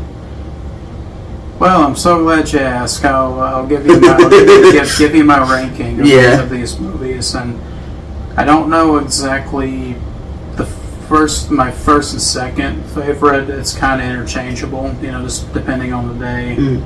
This movie, Godzilla X Kong and Godzilla King of the Monsters, they're right like neck and neck for me, because of Godzilla King of the Monsters, because of all the old lore brought in from like really old movies into the new canon in their own way, and this one just because of how insanely creative it is with what was set up and how much they explored of Hollow Earth and all the creatures and the /ecosystem there, and just I think that those 2 are probably the best. Third or second, if you want, maybe you can say those 2 tie for first, but the one right after that, I think, is Kong Skull Island. Just because there's a lot to that one. Oh yeah, I forgot. Sorry, I forgot I saw Kong Skull Island. Okay. I don't know why, but I forgot all about that one. It's been a long day of recording. I can understand that. Yeah. But I think and I don't dislike any of these films, like Godzilla vs. Kong, Godzilla 2014. They do what they were doing. They do what they do pretty well, I think, for the tone they were going for the story they were telling. Yeah. I think it's pretty well done, and it's one of the only like cinematic universes left that I care about. That was a funny realization when I was putting this all together. I was like, Marvel, I don't really care. DC, I don't care about much of that. Don't care about the Star Wars anymore or any of the. Well, Planet of the Apes is like the exception. That's one. Planet of the Apes and Mad Max are kind of okay still. But yeah, see, Planet of the Apes has just gotten too far out there for me too. Like, I liked a few of them, and then they just kept making them, and I'm like, thanks, I guess, but I don't need any more. Yeah. But I mean, but there's people out there that want that next. It's like the Fast and the Furious, man. Like, they put one out, That's they're another like, they're just like, we need another one, and I'm like, let's not. And they're like, what? You don't like? I'm like, I liked the first one. They didn't need to make any more after that. The first one was a solid film. Should have ended it. That was it. But no. How many is there now? Like 15? There's the last one that I saw was 10, but there's actually 11 because there's a spin-off movie before that. Oh, so, yeah, because there's like, because didn't they just do like a part 1 and now they're doing a part 2? Yeah, and if Vin Diesel has his way, it's going to be a 3-parter. No, get the fuck out of here! Are you serious? I'm serious. Oh my gosh! I don't know how people can do it. Ugh. Yeah, so Hollywood's in the toilet. Do you have anything else you want to say? Oh gosh. No. Yeah, creatively bankrupt doesn't quite cover what Hollywood is now. Well, like, I mean, these movies kind of found a way to do it where it's interesting and kept making it interesting, but I feel like it's the exception, not the rule. Yeah, I feel like Hollywood's just trying to rush stuff. Like, it used to take them so long to put something out, and they just need to sit down, think of an original idea, and put it out. But also, a lot of them are trying to slip things in there, and that's why I think a lot of their movies now, I think that's why a lot of them aren't succeeding, is instead of them just focusing on a good story and all this other stuff, they're trying to add stuff in there that people just don't care about. Yeah. And that's why they're struggling, and they don't get it. And Disney's they're the big part of that not understanding thing. Yeah, I want to say one thing about the Monsterverse, looking at it in retrospect, it's they really took their time. They thought everything out. They wanted to make a Godzilla movie. They wanted to make a King Kong movie. They wanted to make a crossover movie. Yeah. And then now that the people like it enough, they were expanding the universe more. Which, that's how it should be. You should plan to make a good film with a decent ending, and if it ends there, it's cool. If it continues, then and the end people like what happens next, great. But yeah. But like I was saying earlier, Godzilla vs. Kong was supposed to be like the finale, like where they would end it. Yeah. But since people had overwhelming support for it, they gave us the next one because of it. Yeah. And it still took several years to make it. So it's like, it's not an assembly line thing where they're making something every single year. It's just a nice little treat. Every few years they make a monster movie that I like. That's made the last 10 years a lot of fun. Just every few years have a fun monster movie. Yeah, dude, it's been a while since I've been impressed by a movie. It's been quite a while. Mm-hmm. That's understandable. Yeah, which that's kind of sad, but. Well, Griff, I think I've talked ad nauseum about my crazy little project that I wanted to do, and I dragged you along. Yeah. So if I wore out your vocal cords, I'm sorry. No, I didn't really do much talking, man, because I prepared for one movie and not 4 others. So that's why I just kind of was the guy that sat there and didn't really say much, because I was just like, I didn't prepare for this. It's okay. You're the audience surrogate. I sure was. You're the person that they relate to. Yeah. So, the audience, thanks for sticking with us. I know this has been a long project, and we we've been rambling on, but we want to end up on a high note here. Thanks for watching this or listening on Spotify. I plan on uploading everything together on Spotify as an audio version, so you can catch it all right there if you want, or you can watch the videos on my YouTube channel and just see all my little edits I put in here and there. Make it spicy, fun like that. But thanks for joining us on this very long retrospective, and Griff, thanks for sticking it out with me. Oh, you're welcome, man. Thank you for having me. Yeah, so we'll see you next time, and try not to die from Titans destroying the world before that happens. Yeah, subscribe first before you die. Yeah, thanks for watching, everybody. See you later. After the Scar King's defeat, Kong ascended to the throne of his people. Godzilla's rivalry with Kong finally subsided as he looked to find peace. Both worlds are finally in harmony with each other, but how long will it last? One day the Titans will return, but until we meet again, thank you for listening.